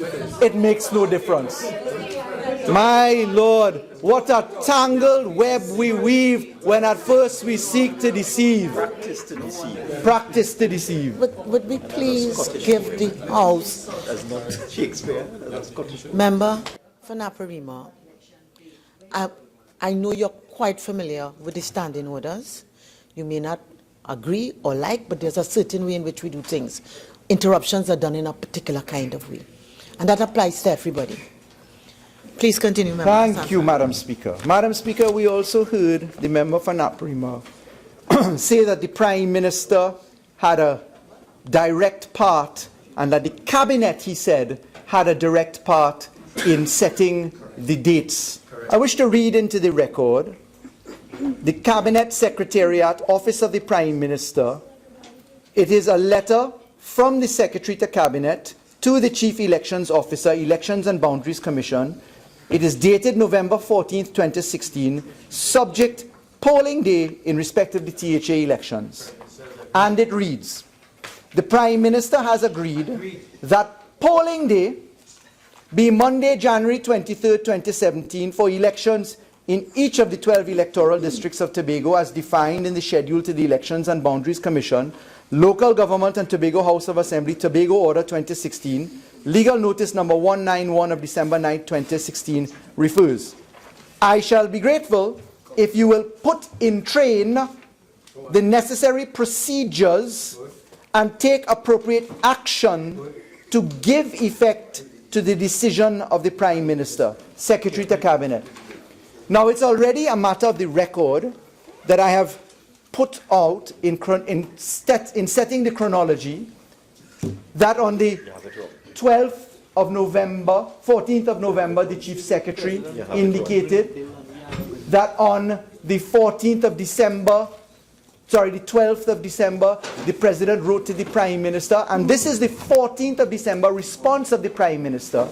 But, Madam Speaker, it relates to simply the polling day. You see, the argument that is not being heard by the honourable members is that the minimum period of 21 days between nomination day and polling day, and the minimum period of the writ of election and the poll and the nomination day of 14 days, those are minimum dates. When the letter says put in train the necessary path, what it means is you are entitled to work your way back from the 23rd of January because it was entirely open with the THA having been dissolved on the 11th of November 2016 for the nomination day to be set on the 30th of December, the 28th of December, the 27th of December.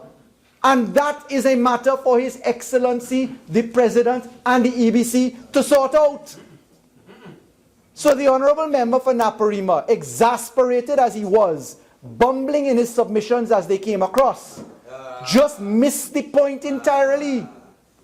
Now, Madam Speaker, I am very proud to have a well-known grandfather in Naparima. Very proud. I don't know who yours is. I honestly don't know who yours is.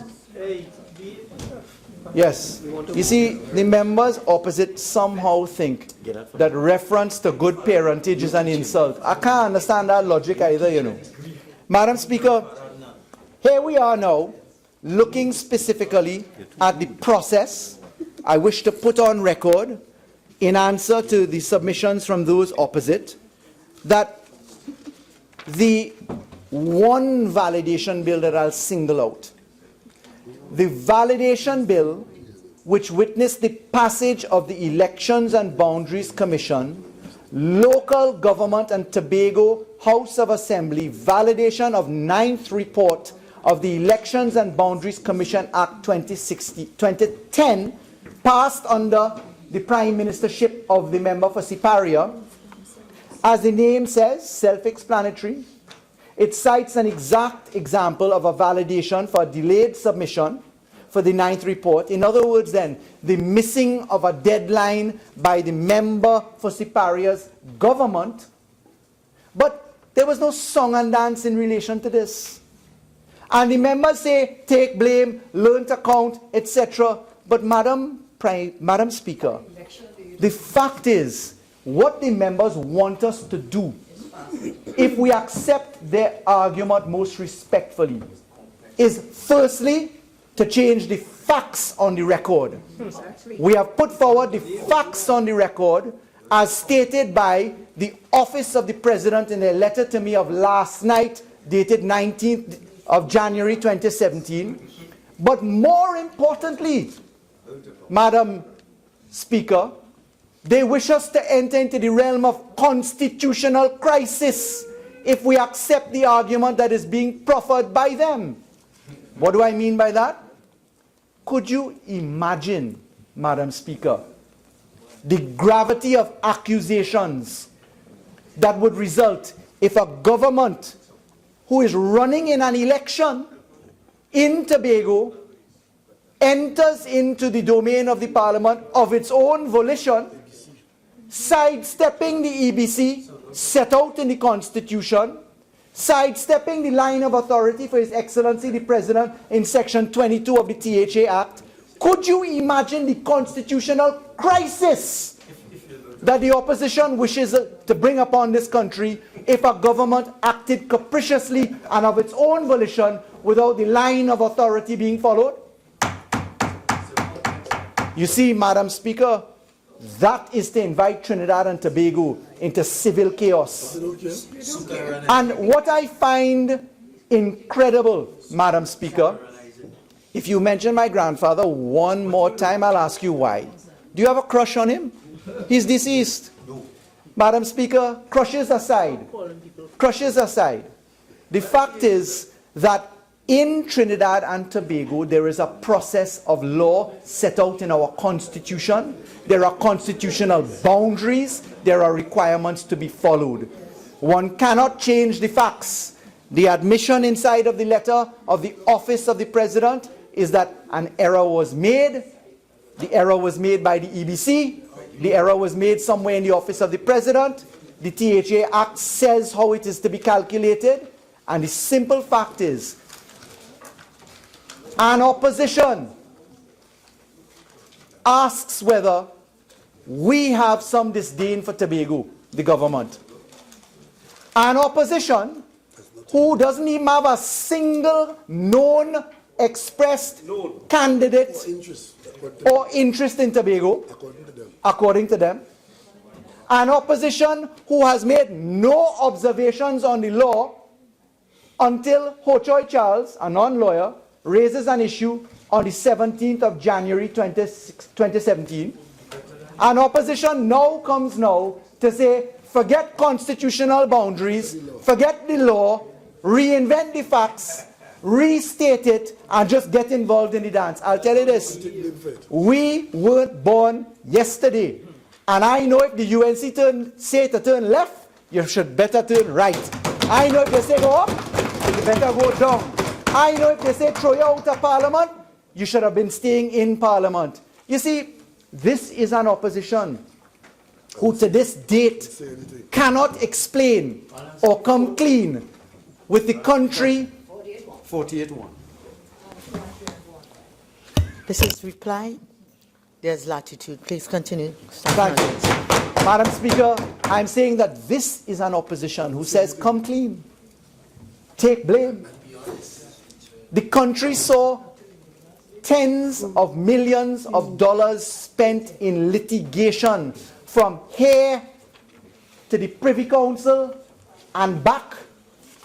Saw tens of thousands of people enter the streets of Trinidad and Tobago asking for an explanation as to how Section 34 could have been proclaimed in this country by a cabinet. And they say come clean and accept blame. Attorney General, please continue. Thank you. You see, there's something called Jack in the Box syndrome. When it gets a little hot, you can't sit down in your seat, feeling uncomfortable. You might want to run out and spin a wheel. You might want to go and take 2 drinks. You might need to enter rehab. All of these things come upon you like a flush when you're in a spot of bother, Madam Speaker. So we understand what's going on. So, Madam Speaker, 48-6 is imputed improper motives. Please continue. Madam Speaker, I can't understand who I'm imputing improper motives to in talking about rehab and drinking and telling the truth. I don't understand. Maybe the member might want to clarify. But the fact is, Madam Speaker, there is a legitimate aim in this bill. There are facts that are on the table. we are acting with propriety in the course of communication from His Excellency the President. We have moved with alacrity to come to the Parliament in an extraordinary sitting because that was the request of the Office of the President and the EBC in keeping with the Constitution and in keeping with the law of the land of Trinidad and Tobago. Madam Speaker, I beg to move.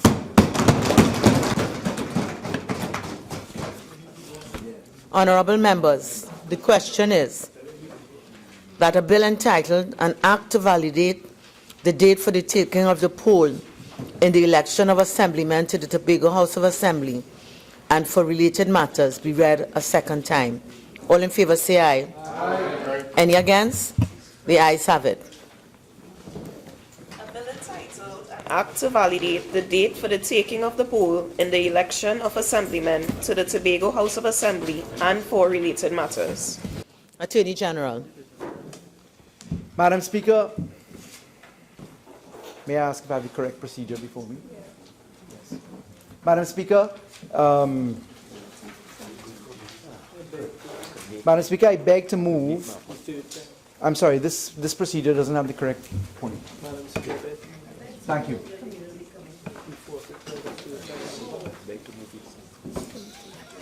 Madam Speaker, as provided by Standing Order 68-1, I beg to move that a bill entitled An Act to Validate the Date for the Taking of the Poll in the Election of Assemblymen to the Tobago House of Assembly and for related matters be committed to a committee of the whole. Honourable members, the question is that a bill entitled An Act to Validate the Date for Taking of the Poll in the Election of Assemblymen to the Tobago House of Assembly and for related matters be committed to the committee of the whole. All in favour say aye. Aye. Any against? The ayes have it. This House will now go into the committee of the whole to consider the bill clause by clause.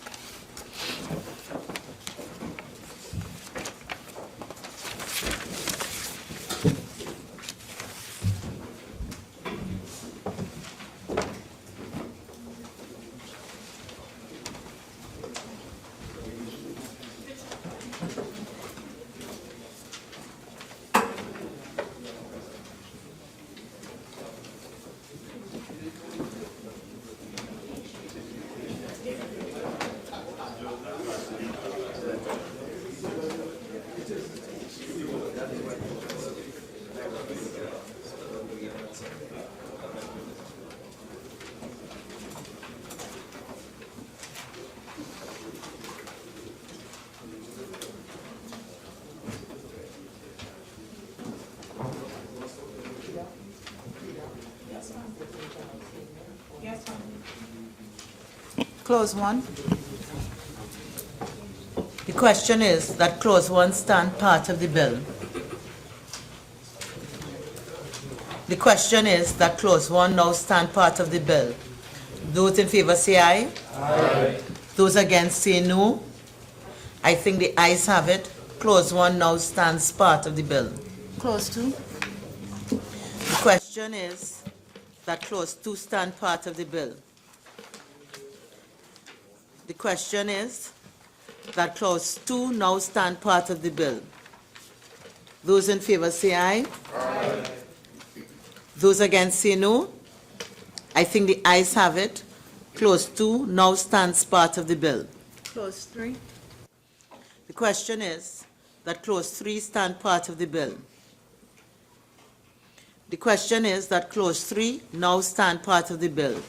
Those in favour say aye. Aye. Those against say no. I think the ayes have it. Clause 3 now stands part of the bill. Clause 4. The question is that Clause 4 stand part of the bill. The question is that Clause 4 now stand part of the bill. Those in favour say aye. Aye. Those against say no. I think the ayes have it. Clause 4 now stands part of the bill. The preamble. The question is that the preamble be approved. Those in favour say aye. Aye. Those against say no. I think the ayes have it. Honorable members, the question is that the bill be now reported to the House. Those in favor say aye. Aye. Those against say no. I think the ayes have it.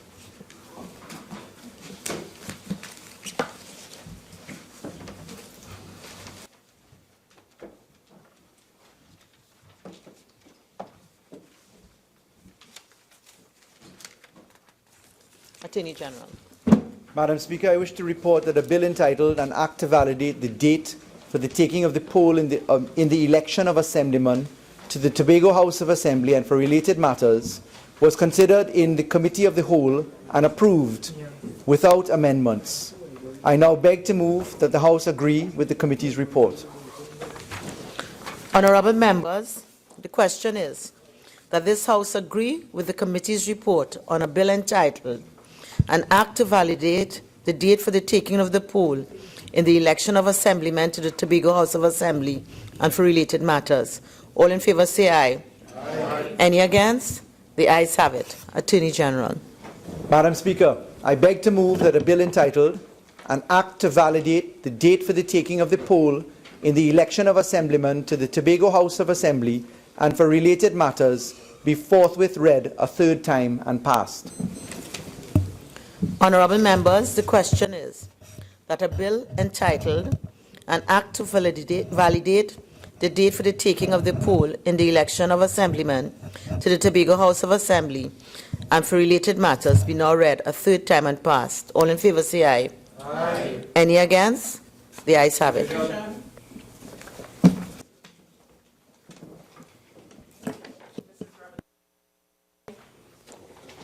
Dr. Rowley, Aye. Mr. Al-Rawi, Aye. Mr. Imbe, Yes. Mr. Young, Aye. Mr. Dial Singh, Yes. Mr. Hines, Aye. Mr. Mitchell, Aye. Ms. Cujo, Aye. Mr. Garcia, Aye. Mrs. Critchlow Coburn, Aye. Mr. Ford, Aye. Mr. Dillon, Aye. Mrs. Webster Roy, Aye. Dr. Gadsby Dolly, Aye. Mr. Coffey, Aye. Mr. Smith, Aye. Dr. Francis, Aye. Mrs. Jennings Smith, Aye. Mr. Leons, Yes. Mr. Antoine, Aye. Miss Oliver, Aye. Miss McDonald, Yes. Mr. Lee, Yes. Mrs. Persad-Bissessar, Yes. Mr. Charles, Yes. Dr. Rambachan, Yes. Mr. Karen, Yes. Dr. Tewarie, Aye. Mrs. Nuala Hussain, Yes. Mrs. Gayadeen Gopi Singh, Yes. Mr. Indar Singh, Yes. Mr. Singh, One love to Tobago, yes. Mr. Padarat, Yes. Dr. Budo, Yes. Mr. Pari, Yes. Miss Ramdial, Yes.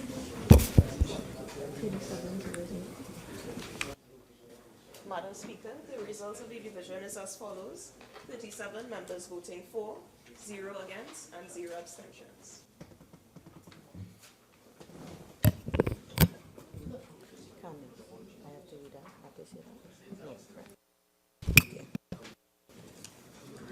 Honorable members, this House now stands adjourned to Friday. Honorable members, the result of the division is 37 members voted in favor, no abstentions, no votes against. So that the vote is now carried.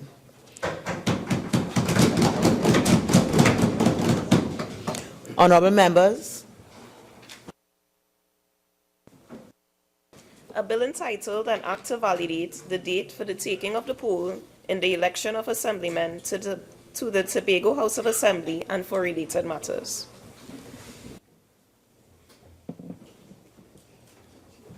honorable members, this House now stands adjourned to Friday, January 27th, 2017 at 1:30 p.m.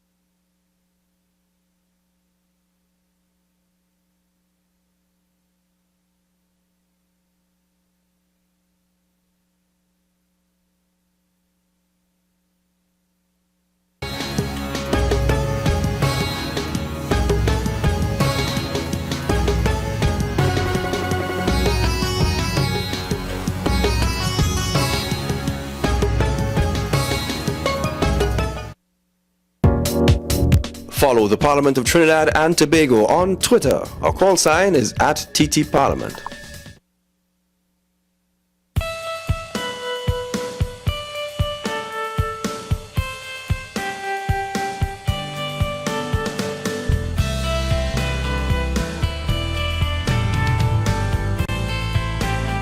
This has been a presentation of the Parliament Channel and Parliament Radio 105.5 FM.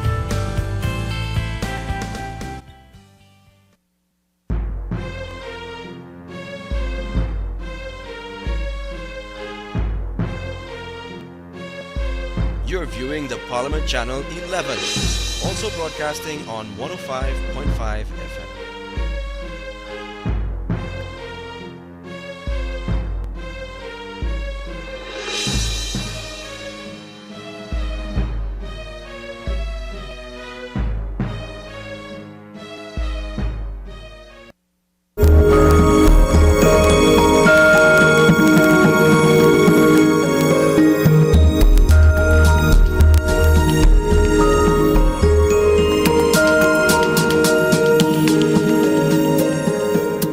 Formed in 1768, the Tobago House of Assembly is the country's oldest political institution.